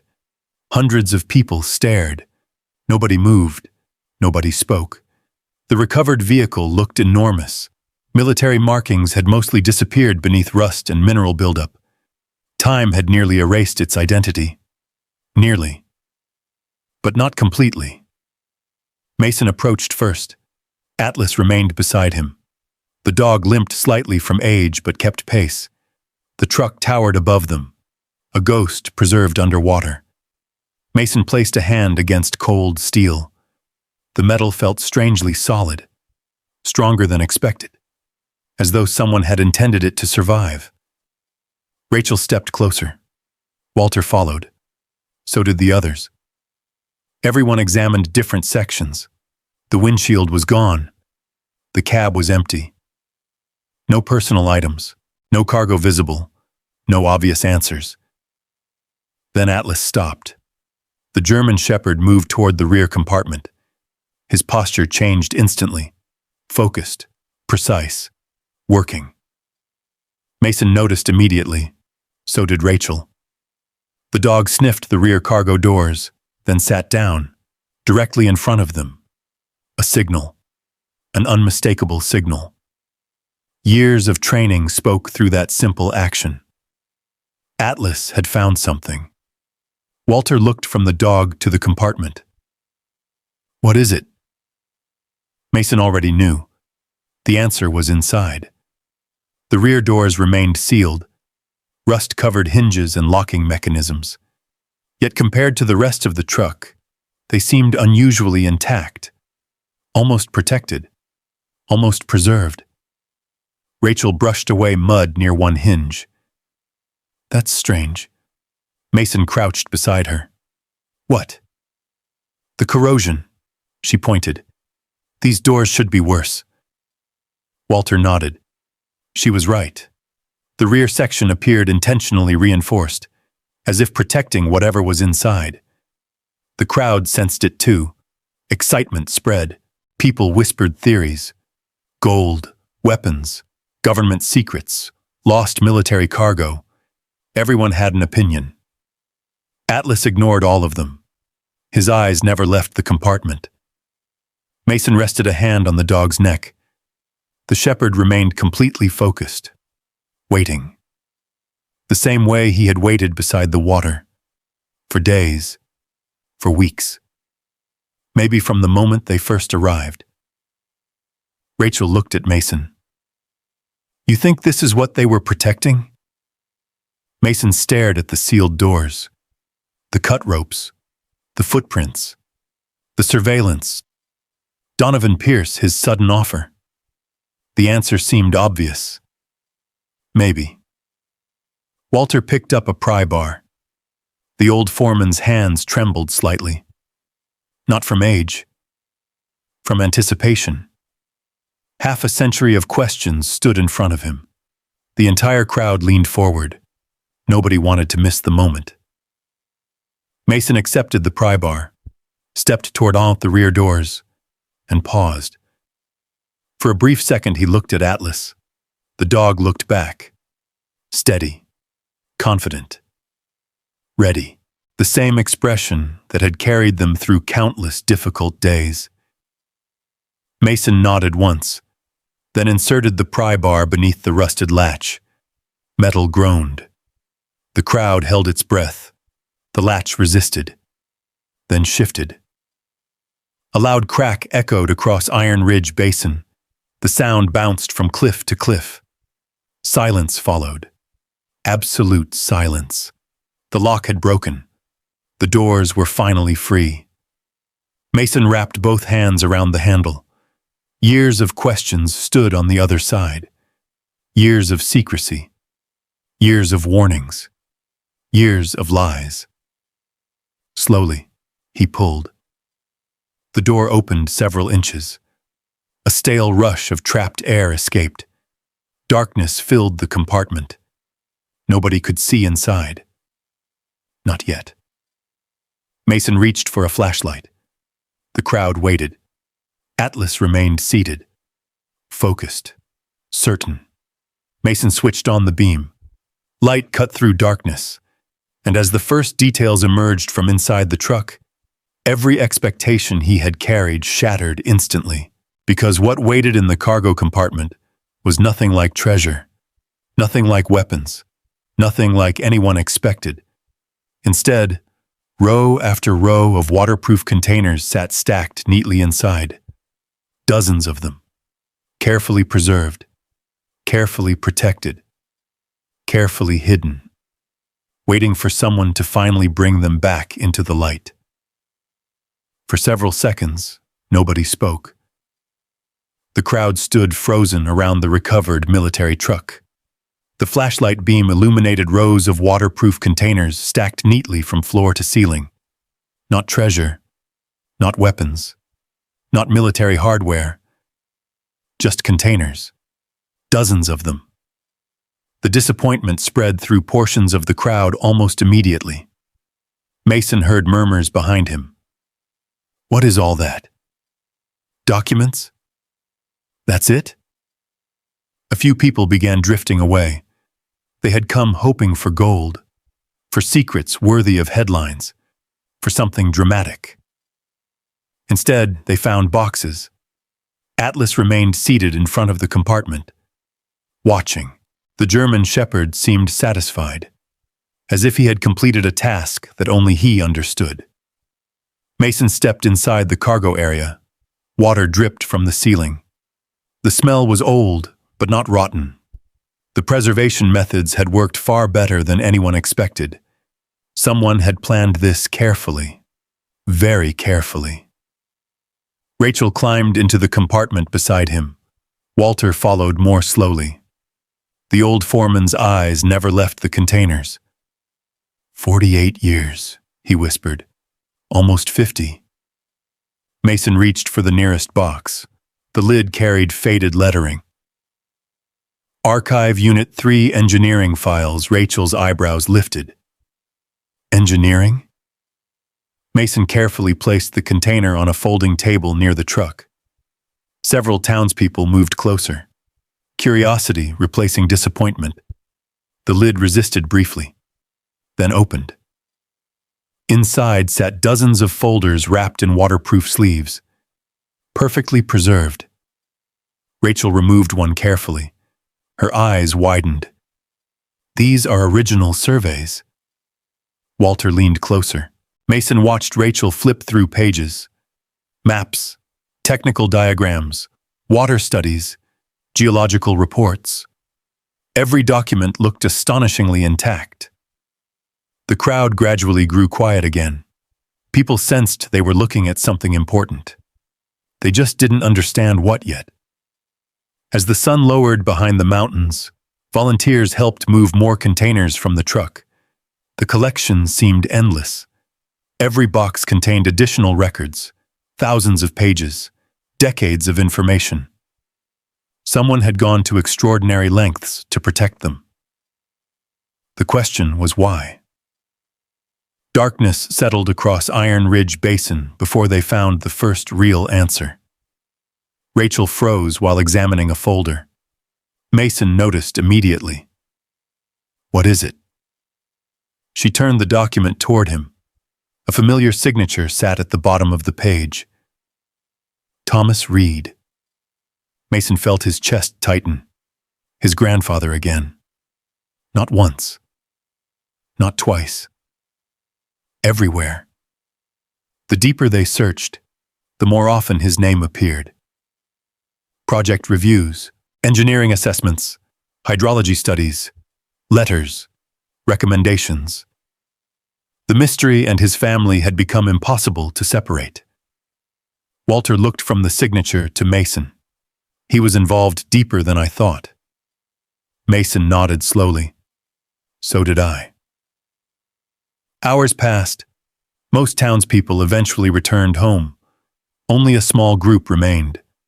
Walter, Rachel, several local veterans, Atlas, and Mason. Lanterns illuminated the work area beside the truck. Stacks of recovered documents covered folding tables. The quarry looked peaceful beneath the stars. Nothing about it suggested nearly 50 years of secrets lay beneath its waters. Atlas rested beside Mason's chair. The dog's eyes occasionally opened whenever unfamiliar sounds drifted from the darkness. Still working. Still protecting. Even while resting. Rachel opened another container. This one smaller. More carefully organized. The labels differed. Personal file project correspondence. Mason felt a strange sensation. Instinct. Expectation. Something important waited inside. Rachel lifted a sealed envelope. Its paper remained remarkably intact. No address. No stamp. Only a short handwritten message. If this is ever found, read everything. Silence settled over the table. Walter slowly removed his glasses. Even Atlas lifted his head. Mason recognized the handwriting immediately. Thomas Reed, his grandfather. Rachel carefully handed him the envelope. The paper felt surprisingly heavy, not physically, emotionally. Mason stared at it for several moments. A lifetime of unanswered questions sat inside. Questions he never expected to ask. Questions he never expected to answer. Finally, he opened it. Several folded pages slid onto the table. The first line stopped him cold. To whoever finally brings this truck back to the surface. Mason read silently. The lantern light flickered across the page. The world around him gradually disappeared. Only the words remained. Thomas wrote about the valley. About years of research, about the underground geology beneath the mountains, about something hidden far below Iron Ridge Basin, a freshwater reserve, massive, natural, protected by layers of limestone, capable of supplying communities throughout the region during future drought emergencies. Mason frowned. Rachel leaned closer. What does it say? He handed her the pages. Rachel began reading. The further she went, the wider her eyes became. Walter noticed immediately. What? Rachel looked up. The excitement in her face was unmistakable. This isn't just a quarry. Nobody spoke. Rachel continued. The basin sits above one of the largest underground freshwater reserves in the region. Walter blinked. What? She pointed toward the documents. Thomas Reed's team spent years studying it. Mason felt the pieces beginning to move. Not together yet, but closer. Rachel kept reading. The letter described proposals, environmental protections, emergency infrastructure, future water security planning. Then the tone changed. Her expression darkened. Pressure. Opposition, political interference, corporate interests, land acquisition attempts. People who wanted the land developed before protections could be established. People who stood to make enormous profits. Walter's jaw tightened. So they buried it. Rachel nodded slowly. They buried the project. The realization settled heavily over the group. The truck, the flooding, the missing records, the secrecy. Everything suddenly made more sense. Thomas Reed and others had hidden the documentation, not to conceal the truth, to preserve it. Mason continued reading. The final pages became more personal, more emotional. His grandfather described watching years of work disappear, funding removed, records destroyed, pressure increasing.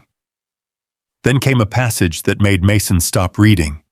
He stared at the page, read it again. Then a third time. Rachel noticed. What is it? Mason swallowed. His voice came quietly. He says he wasn't trying to hide the truth. The lantern crackled softly. The quarry remained silent around them. Mason looked down at the letter, then read the line aloud. I was never trying to hide the truth from the valley. I was trying to keep the truth alive, Nobody spoke. Not immediately, because everyone understood. The truck, the flooding, the records, the sacrifice.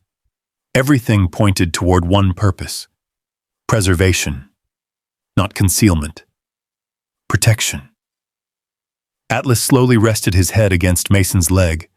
The familiar gesture grounded him. For years, Mason had carried resentment toward people who were no longer alive, especially family, especially those who chose work over relationships, duty over presence. Thomas Reed had always been a distant figure in family stories, a man more connected to projects than people. Now doubt entered those old assumptions. Maybe there had been reasons. Maybe there had been sacrifices nobody understood. Maybe there had been things Thomas couldn't explain. Rachel turned another page, then froze. Again. The reaction immediately caught everyone's attention. "What now?" Walter asked. Rachel looked at Mason, then back at the page. "This part." She handed him the document. Near the bottom sat another paragraph. The handwriting looked rushed, urgent, almost desperate. "If you're reading this, the valley may already be facing the crisis we feared," Mason continued. "Population growth, water demand, infrastructure strain, future drought projections." Thomas Reed had predicted them all, decades earlier, long before they became serious concerns. The final sentence sat alone near the bottom. Mason read it silently, then aloud. "The water beneath these mountains will save lives someday, if someone is brave enough to uncover it." The words lingered in the night air. Nobody moved. Nobody spoke. Even the wind seemed absent. Atlas remained beside him, steady, faithful, real. Mason folded the letter carefully. For the first time since buying Iron Ridge Basin, the mystery felt larger than hidden trucks and missing records. It felt bigger than history, bigger than money, bigger than land. Thomas Reed had hidden something far more valuable than treasure. Hope. A future resource. A lifeline. And suddenly, Mason understood why someone might have spent 50 years trying to keep the truth buried. Because if the documents were right, Iron Ridge Basin wasn't worthless land. It was one of the most important pieces of property in the entire valley. And somewhere out there, people like Donovan Pierce might already know it. The realization changed everything. Within days, the story of Iron Ridge Basin spread far beyond Granite Pass. Local newspapers began calling. Regional reporters arrived with cameras. State environmental officials requested copies of the recovered documents. Rachel spent long hours organizing records from the military truck. Walter helped identify former quarry employees who might still remember pieces of the story. And through it all, Mason remained at the basin. Watching, waiting, protecting. The attention made him uncomfortable. Crowds always had. Questions always had. People wanted interviews, explanations, photographs. Mason declined most of them.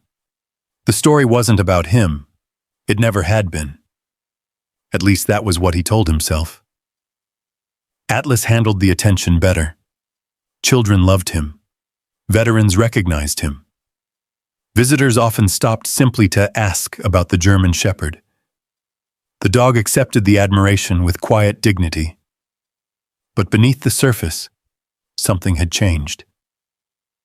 Atlas had become more alert, more watchful, more protective. The same thing was happening to Mason. Every vehicle on the access road caught his attention. Every unfamiliar face lingered a little longer in his memory.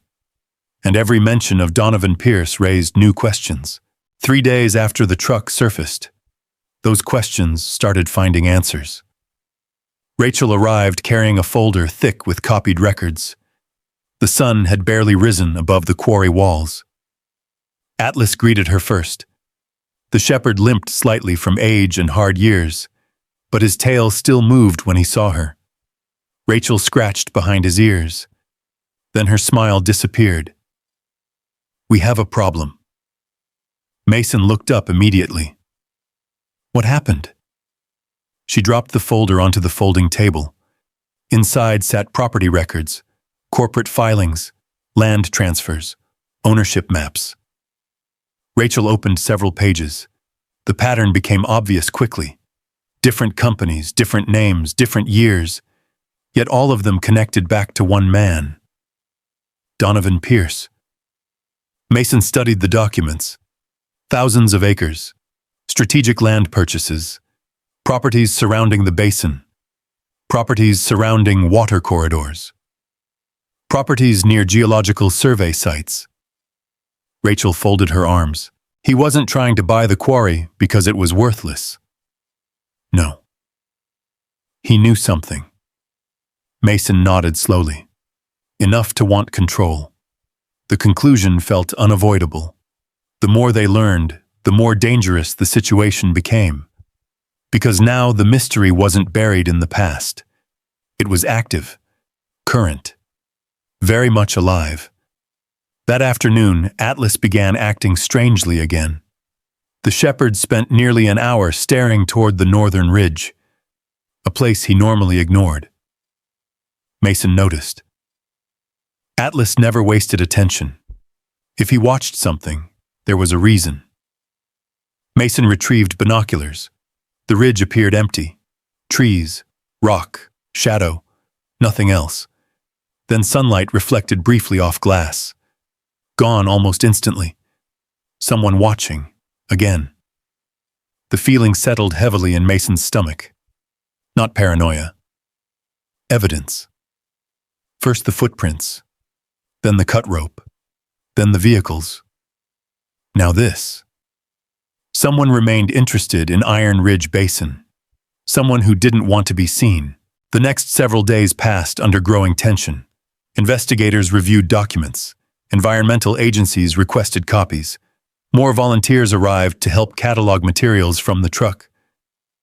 The story continued growing, and so did the pressure. One evening, shortly after sunset, Mason noticed headlights parked far down the access road.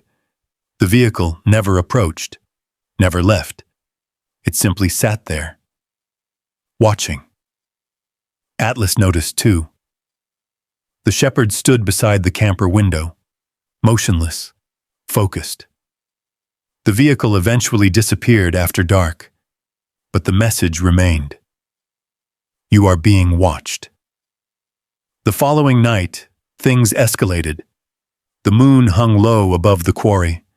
Clouds drifted across the stars. Mason sat outside reviewing copies of Thomas Reed's documents while Atlas rested nearby. The basin looked peaceful, almost beautiful. A cool wind moved across the water. Nothing seemed wrong. Then Atlas stood, instantly. Every muscle tightened. Mason looked up. The dog faced the eastern shoreline. Not the road, not the ridge, the shoreline. The same place where the rails disappeared beneath the water. Atlas growled. Low, dangerous, focused. Mason rose slowly. The flashlight sat nearby. His pulse quickened. Movement, a shadow, then another, near the equipment. 2 figures, maybe 3. Working quickly, trying to stay hidden. Mason moved immediately. Years of training returned without invitation. Silent steps, controlled breathing, observation first, action second. Atlas stayed beside him. The figures reached the recovery equipment near the shoreline. One crouched beside an anchor cable. Another looked toward the woods. Look out. The realization came instantly. They weren't curious visitors. They were sabotaging something. Mason closed the distance. 20 yards. 15. 10.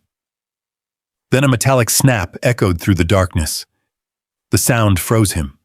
One of the support cables had been cut. The men turned.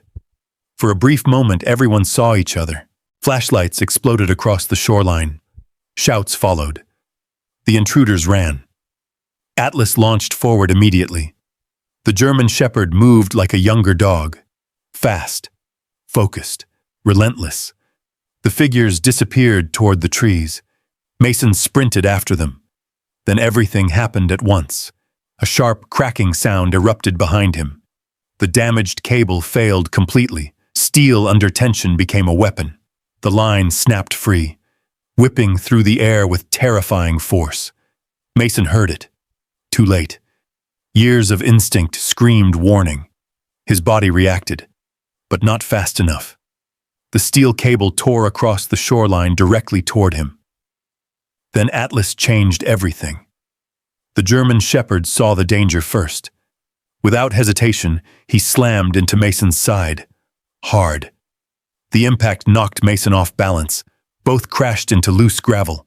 The cable exploded through the space where Mason had been standing less than a second earlier. A violent metallic crack echoed across the basin. Steel struck rock. Sparks erupted. Then silence. For a moment, Mason couldn't breathe. His ears rang. The world felt distant. Then pain. Not his. Atlas. The shepherd yelped. A sound Mason rarely heard. A sound he hated. Mason rolled immediately. The dog struggled to stand. One front leg buckled beneath him. No, the word escaped instantly. Atlas tried again. The leg failed. Mason's stomach dropped. The fleeing intruders vanished into darkness. For the first time, Mason didn't care. His entire world narrowed to the dog beside him. Atlas, the partner who had followed him through every failure, every move, every nightmare, every lonely year. Blood stained the shepherd's leg. Not massive, not life-threatening, but serious. The cable hadn't hit him directly. Flying debris had. Sharp metal fragments scattered during the snap. One had found Atlas. Mason dropped beside him. It's okay. Atlas immediately tried to stand again, still working, still protecting. Even injured, the sight nearly broke something inside Mason, because it reminded him of someone else, a teammate, a medic, a dusty road overseas. Blood. Noise. Helplessness. The memory struck without warning. PTSD rarely announced itself. One moment he stood beside the quarry. The next he was somewhere else. Another country. Another year. Another loss. His breathing changed. The world narrowed. The metallic smell of blood pulled old memories into the present. Atlas nudged his hand. The contact brought him back instantly. The dog was hurt. The dog was alive. The dog needed him. Mason took a slow breath. Then another. Focus. Mission first. Everything else later. He carried Atlas back to the camper. The shepherd protested the entire way, trying to walk, trying to work, trying to stay beside him. Inside, bright lights illuminated the small table. Medical supplies appeared from storage compartments. Bandages, antiseptic, tools. Mason worked carefully. Years ago, he had treated wounded teammates under far worse conditions. Yet his hands shook more now than they ever had back then. Because this wasn't a soldier. This was Atlas. The dog never complained, never pulled away, never growled. He simply watched Mason, trusting him completely. The wound eventually stopped bleeding. The injury looked serious but survivable. No broken bones, no major damage. Still, recovery would take time. Mason sat beside the dog long after treatment ended. Rain began tapping softly against the camper roof. The sound blended with distant thunder. Atlas rested on a blanket near the table, exhausted, but alive. Mason stared at the sleeping shepherd. The emotions came hard, harder than expected. Guilt, anger, fear. The same feelings he spent years trying to outrun. Someone had sabotaged the equipment. Someone had entered the property. Someone had nearly killed him. And Atlas paid the price. Outside, Iron Ridge Basin lay hidden beneath darkness. The preserved documents waited. The truth waited. The future Thomas Reed had tried to protect waited. But none of that mattered right now. Because lying beside him was the only family he had left. The only companion who never abandoned him. The only living creature who had stayed through every storm. Atlas shifted slightly in his sleep. Mason rested a hand on the dog's neck. For the first time since arriving at Iron Ridge Basin, the mystery was no longer the thing keeping him awake. It was the realization that someone might be willing to hurt Atlas to stop the truth from coming out. And that changed everything. The days that followed felt heavier, not because of the mystery, not because of Donovan Pierce, not even because of the recovered documents. Everything now revolved around Atlas. The German shepherd spent most of his time resting inside the camper while his injured leg healed. The wound was improving, slowly. But every step reminded Mason of what had happened, of how close he had come to losing the dog. The realization lingered, like a shadow, like a warning. Outside, Iron Ridge Basin continued changing. State officials arrived.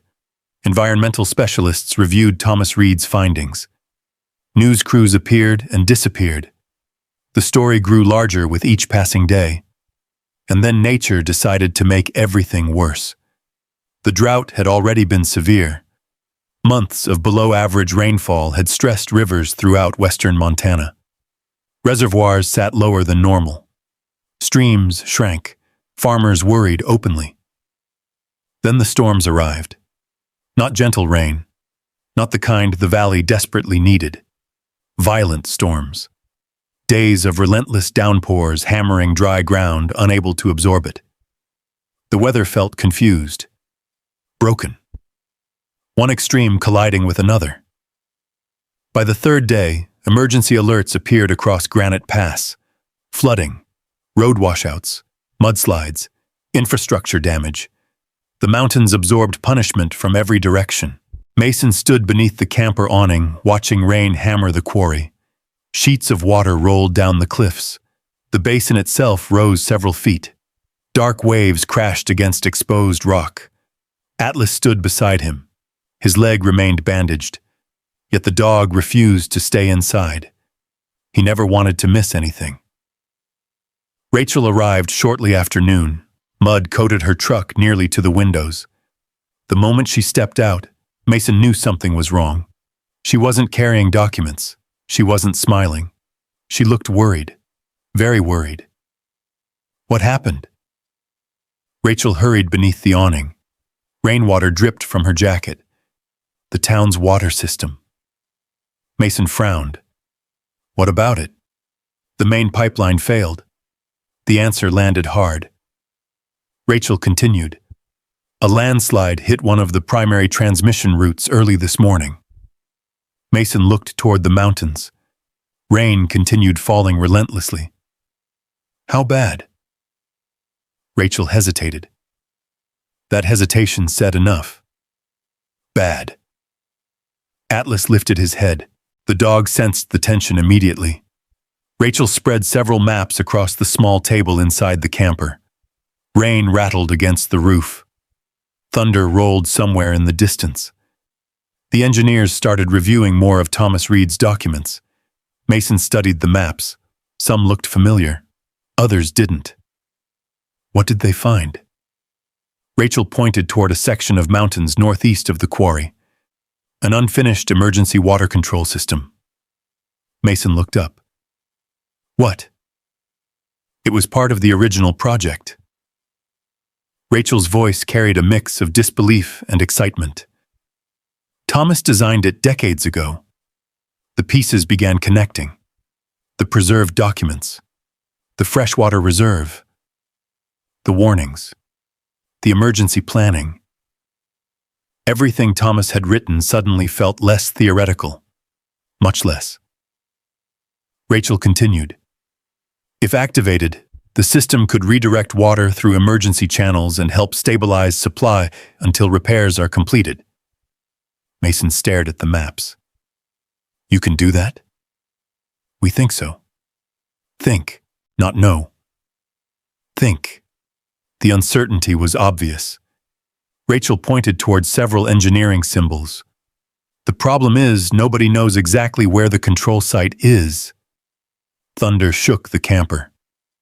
Rain intensified. The storm seemed to underline every word. Mason studied the maps. Contour lines, elevation markers, handwritten notes, symbols. Then something caught his eye. A familiar mark. Simple. Easy to overlook. Yet he had seen it before. On Thomas Reed's letters. On engineering notes recovered from the truck. A small symbol his grandfather seemed to use repeatedly. Mason leaned closer. His pulse quickened. I've seen this. Rachel followed his gaze. The symbol? He nodded. It appears throughout Thomas's documents. Rachel stared at the map. Then realization spread across her face. You think it's a marker? Mason traced a route across the mountains. The more he studied it, the more certain he became. I think it's directions. Silence filled the camper. Outside, rain hammered the valley. Inside, hope appeared. A fragile hope, but real. By dawn the following morning, a small team assembled. Mason, Rachel, Walter Whitaker, several local volunteers, 2 county engineers, and Atlas. Nobody wanted the dog making the trip. His legs still needed rest. Atlas disagreed. The moment Mason reached for his jacket, the German shepherd stood. Ready, determined, unmovable. The argument lasted less than 30 seconds.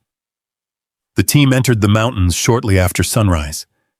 Rain had weakened, but not stopped. The terrain looked dangerous. Mud covered trails, streams crossed roads, entire sections of hillside had shifted. The landscape seemed wounded. Mason moved at the front, old habits returning again.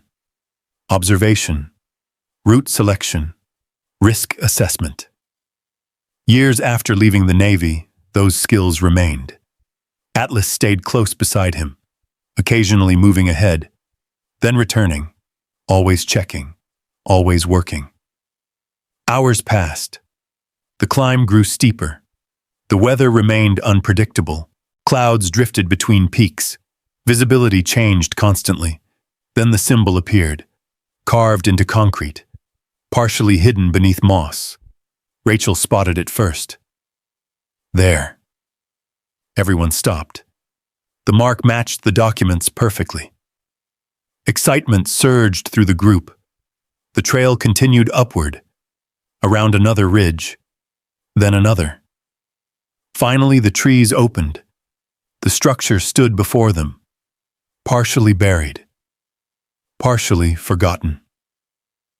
Concrete walls, steel access panels, heavy mechanical components hidden beneath decades of growth. The emergency control site.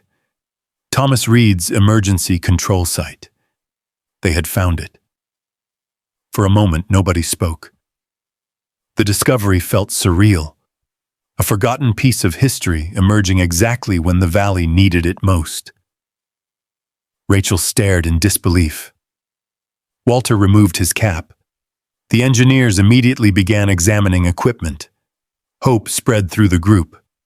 Then the mountain growled. At first the sound seemed distant. Thunder, maybe. Another storm. But Mason knew better. The sound came from the ground. Deep, heavy, wrong. Years of field experience reacted before conscious thought. His head snapped toward the slope above them. The noise grew louder, Faster. Moving. His stomach dropped. Landslide. The shout exploded from him. Everyone moved instantly. Rock, mud, trees. An entire section of mountainside broke loose. The collapse thundered downward. Branches snapped. Boulders bounced through the forest. The world became noise, chaos, motion. Mason pushed Rachel sideways. Others scattered. The mountainside exploded toward them. Then he saw it. A massive boulder, larger than a truck tire, coming directly at him. Too fast, far too fast. There wasn't enough time. His body tried to move. The terrain betrayed him. Mud, loose stone, no footing, no escape. For one terrible second, he understood exactly what was about to happen. Then something hit him. Hard. Atlas, the German shepherd, launched himself into Mason's side with every ounce of strength he possessed. The impact knocked Mason completely off balance. Both tumbled across wet ground. The boulder crashed through the exact place where Mason had been standing. The earth shook, rock shattered, mud erupted. The world disappeared beneath debris. For several seconds, everything became confusion. Noise, impact, darkness, then silence. Rain, only rain. Mason coughed. Pain shot through his shoulder. His ears rang. The landslide continued moving farther downhill, gradually slowing, gradually stopping. The worst was over. He pushed himself upright, immediately, instinctively. Atlas! No answer. His heart stopped. Mason turned in every direction. Rachel appeared first, covered in mud, alive. Walter emerged next, bleeding from a cut above one eye, alive. Volunteers shouted. Engineers climbed to their feet. Everyone accounted for, everyone alive. Except Atlas. The shepherd was gone. Mason stood frozen. Rain fell steadily around him. The debris field stretched across the slope. Broken trees, rock, mud, thousands of pounds of it. His chest tightened. No. No. Not Atlas. Not after everything. Not now. He stumbled forward, searching, calling. Nothing. Only rain. The same dog who had pulled him from nightmares. The same dog who had stayed when everyone else left. The same dog who had just saved his life again. Gone. Buried somewhere beneath the mountain. The realization struck harder than any explosion Mason had experienced overseas. Because this wasn't a teammate from years ago. This wasn't a memory. This was Atlas. And for the first time since they met, Mason couldn't see him, couldn't hear him, couldn't find him. Rain continued falling across the mountains. Below them, the emergency control site waited. The valley waited. Granite Pass waited. But none of that mattered in that moment, because somewhere beneath the landslide was the only family Mason Reed had left, and he had no idea if Atlas was still alive. The rain kept falling. Cold, steady, relentless. Mason stood in the middle of the debris field staring at the place where the mountainside had collapsed. Broken trees protruded from mud like shattered spears. Rock covered everything. Entire sections of forest had disappeared beneath the slide. Nothing looked familiar anymore. Nothing looked survivable. Yet Mason couldn't accept what his eyes were telling him. Not Atlas. Not the dog who had survived deployments. Not the dog who had survived years of uncertainty. Not the dog who had just saved his life for the second time in a matter of weeks. Rachel touched his arm. Mason. He barely heard her. His eyes remained fixed on the debris. The world felt distant, muted, as though he stood underwater. The same feeling sometimes followed combat. The same feeling followed loss. A dangerous feeling, the kind that could swallow a person whole. Then another memory surfaced. Atlas resting his head on his knee after nightmares. Atlas refusing to leave him during panic attacks. Atlas waiting outside job interviews. Atlas sleeping beside the camper door through snowstorms and lonely nights. No. Mason stepped forward, Then another step, then another, and started digging. Bare hands, mud, stone. He didn't think, didn't calculate, didn't plan. He simply dug. Rachel joined him first. Walter followed despite blood running down the side of his face. The volunteers followed next, then the engineers. Nobody needed instructions. Nobody needed speeches. Everyone understood. The dog had saved lives. Now it was their turn to save his. Hours passed. Rain gradually weakened. The mountain remained silent. Mason's hands bled. His fingernails cracked. Mud covered his clothes. He never stopped. Every few minutes, someone called Atlas's name. Every few minutes, hope rose, then faded again. Nothing. The debris field stretched farther than anyone initially realized. Tons of rock, tons of earth. The odds felt impossible. But Mason refused to consider them. As daylight slowly faded, more people arrived from Granite Pass. Word traveled quickly. The entire town knew what had happened. Men brought shovels. Women carried water and blankets. Teenagers hauled away debris. Older residents directed search patterns. Soon dozens of people covered the mountainside. The scene felt unreal. Weeks earlier, Mason had been a stranger, the homeless veteran living in a camper. Now an entire community searched beside him, not because of the quarry, not because of the mystery, because of Atlas, the dog who had become part of all their lives. Rachel climbed onto a large rock and scanned the area. Nothing. Walter sat briefly to catch his breath. Nothing. Mason kept digging. The sun disappeared behind distant peaks. Shadows stretched across the valley. Hope became harder to hold, harder to justify, yet nobody left. Generators arrived. Floodlights illuminated the debris field. The search continued into darkness. Hours later, Mason found himself kneeling beside a massive fallen tree. Exhaustion pressed against him from every direction. His shoulder ached. His hands trembled. His body begged him to stop. He ignored it. The memories came instead. Deployment after deployment. Brothers he couldn't save. Names he still remembered. Faces that never fully disappeared. For years he carried those losses. Carried the guilt. Carried the questions. Now one fear towered above all the others. The possibility of losing Atlas.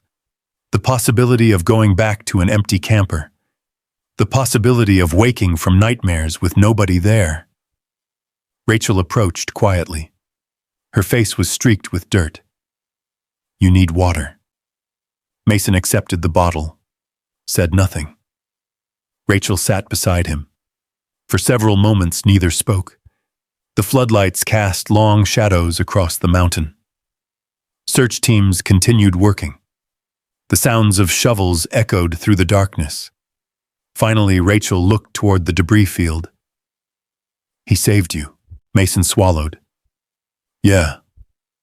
The word came quietly. He didn't hesitate. Mason stared at the ground. "No." Atlas never hesitated. Not when it mattered. Not ever. A lump formed in his throat. He hated it. Hated feeling helpless. Hated waiting. Hated uncertainty. Rachel placed a hand on his shoulder. "We'll find him." Mason wanted to believe her. He truly did. But the hours kept passing, and the mountain kept refusing to give Atlas back.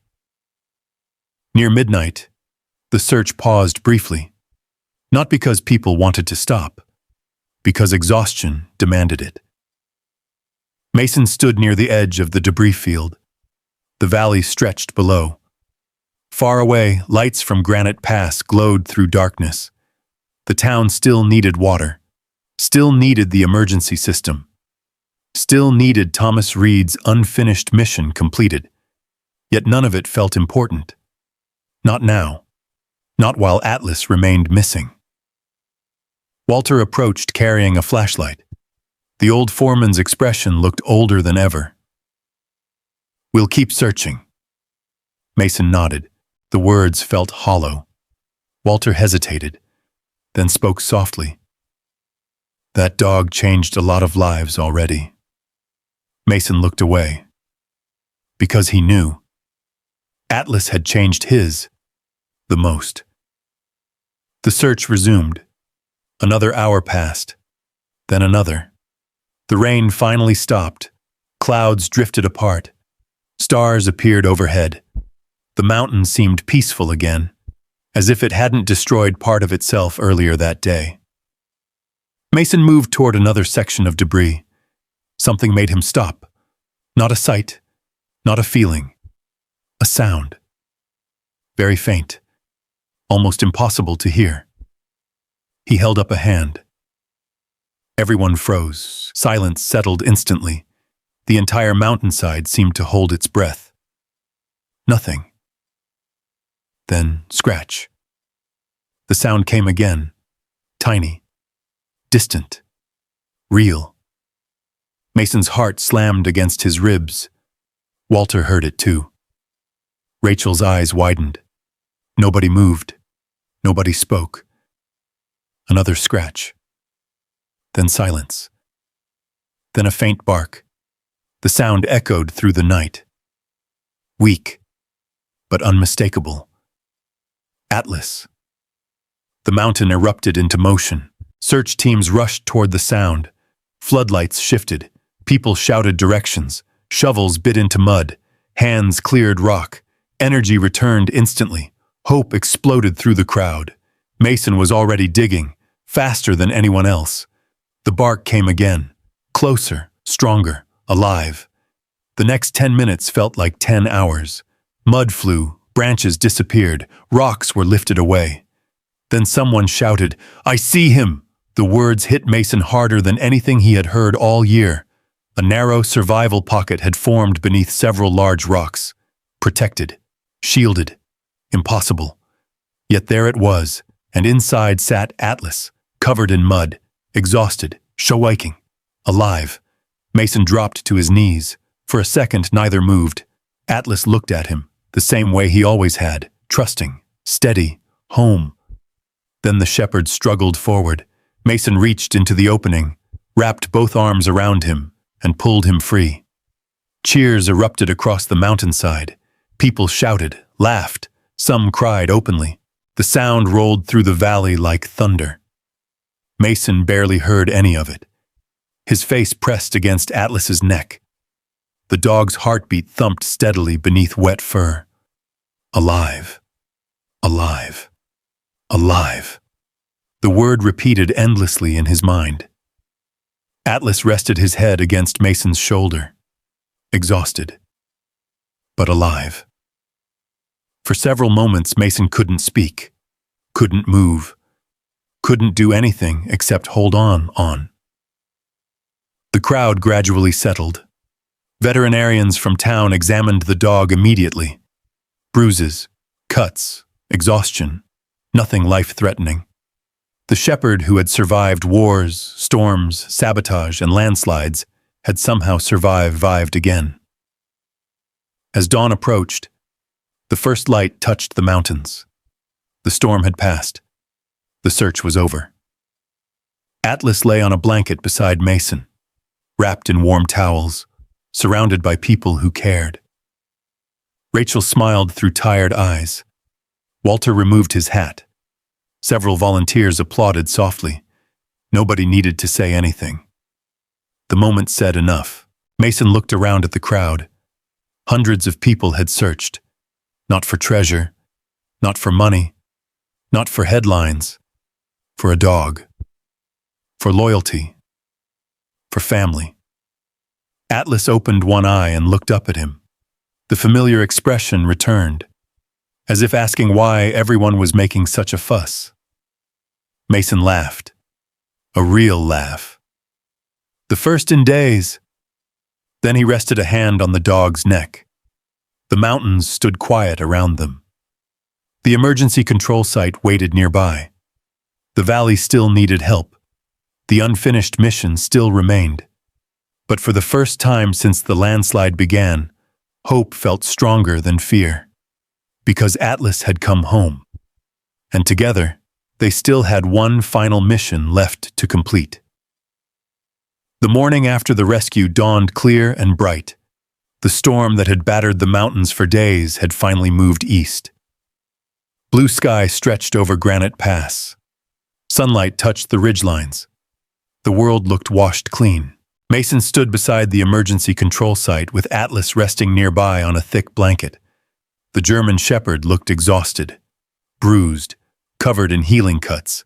Yet his eyes remained alert, watching everything, the same way they always had. County engineers moved around the old structure with renewed urgency.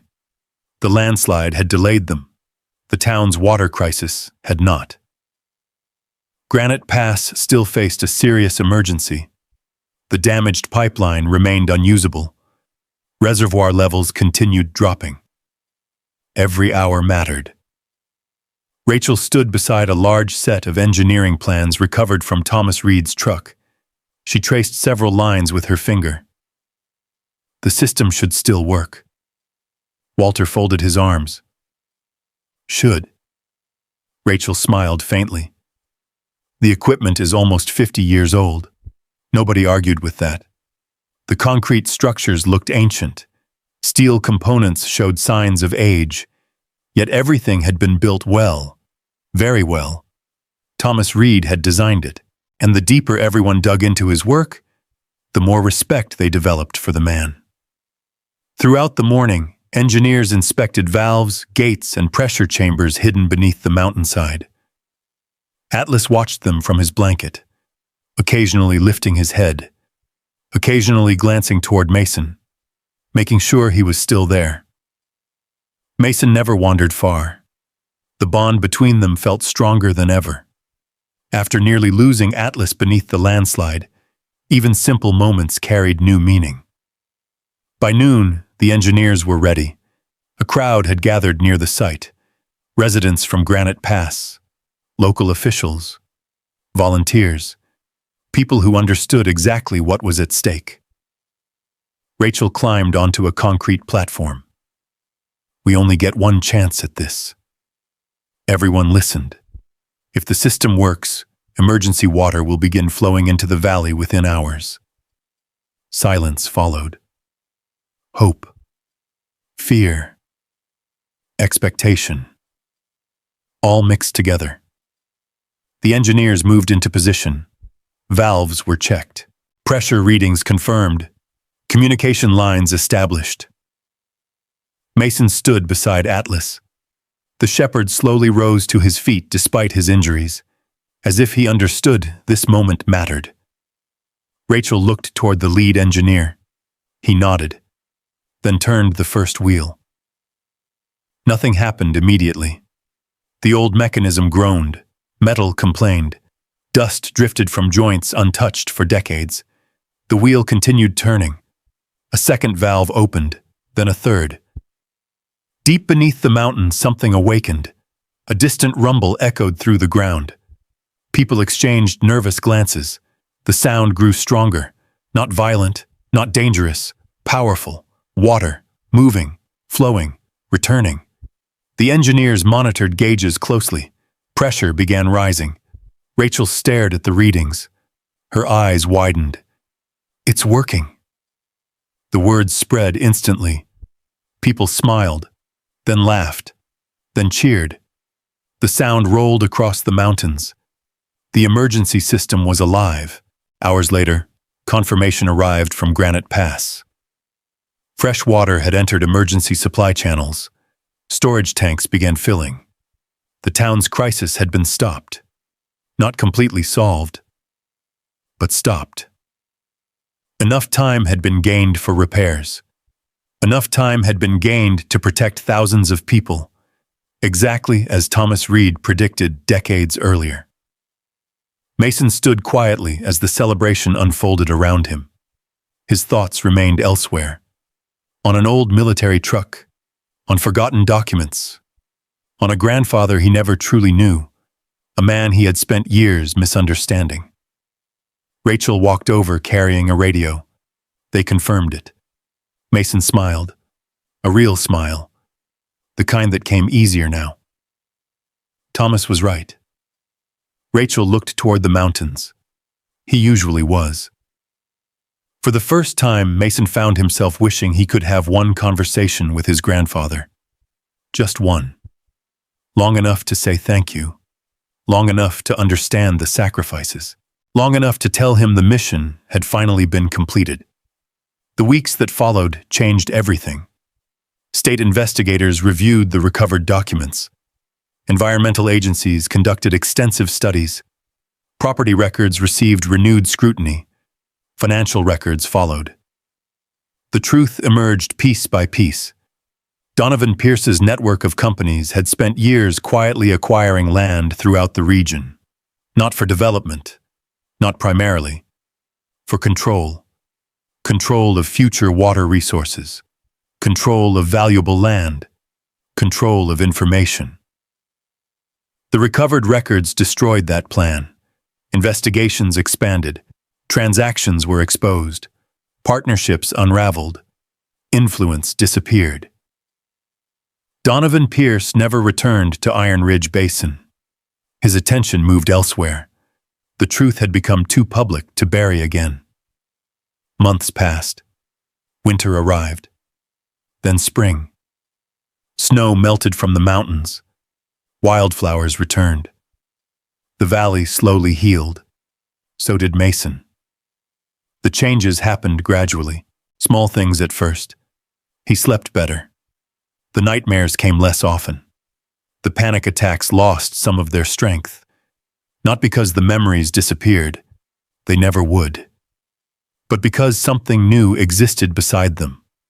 Purpose, community, connection. Things he thought he had lost forever. Atlas healed too. The scars remained, a reminder of everything they survived together. But the shepherd returned to long walks, returned to patrols around the basin, returned to watching over Mason. 1 year later, Iron Ridge Basin looked completely different. Walking trails wound through preserved wilderness. Educational signs explained the area's history. Researchers studied the underground freshwater reserve. Families visited regularly. School groups toured the preserve. The county officially renamed the area Brooks Springs Preserve. Not after Mason, after Thomas Reed, the engineer who refused to let the truth disappear.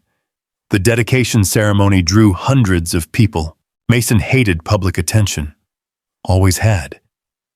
Yet this time felt different. The event wasn't about him. It was about preserving something important. Something bigger than one person. Rachel spoke first. Walter spoke next.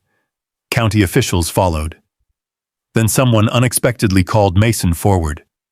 The crowd applauded. Atlas walked beside him. The German shepherd received almost as much attention as Mason did. Probably more. Mason stood before the crowd. Uncomfortable. Awkward. Honest.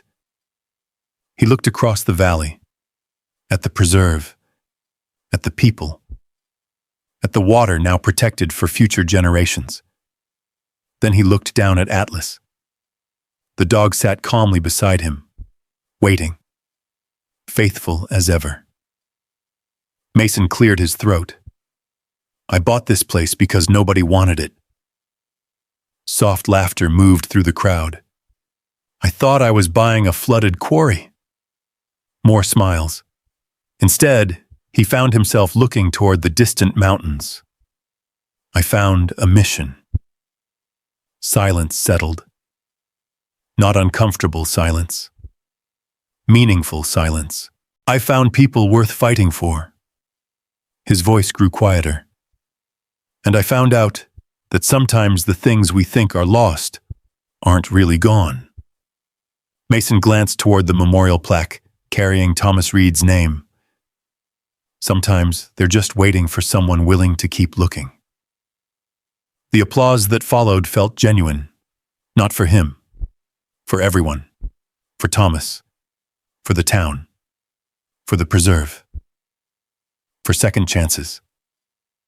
That evening, after the crowds disappeared and the speeches ended, Mason returned to the shoreline, the same shoreline where Atlas first stopped, the same place where everything began.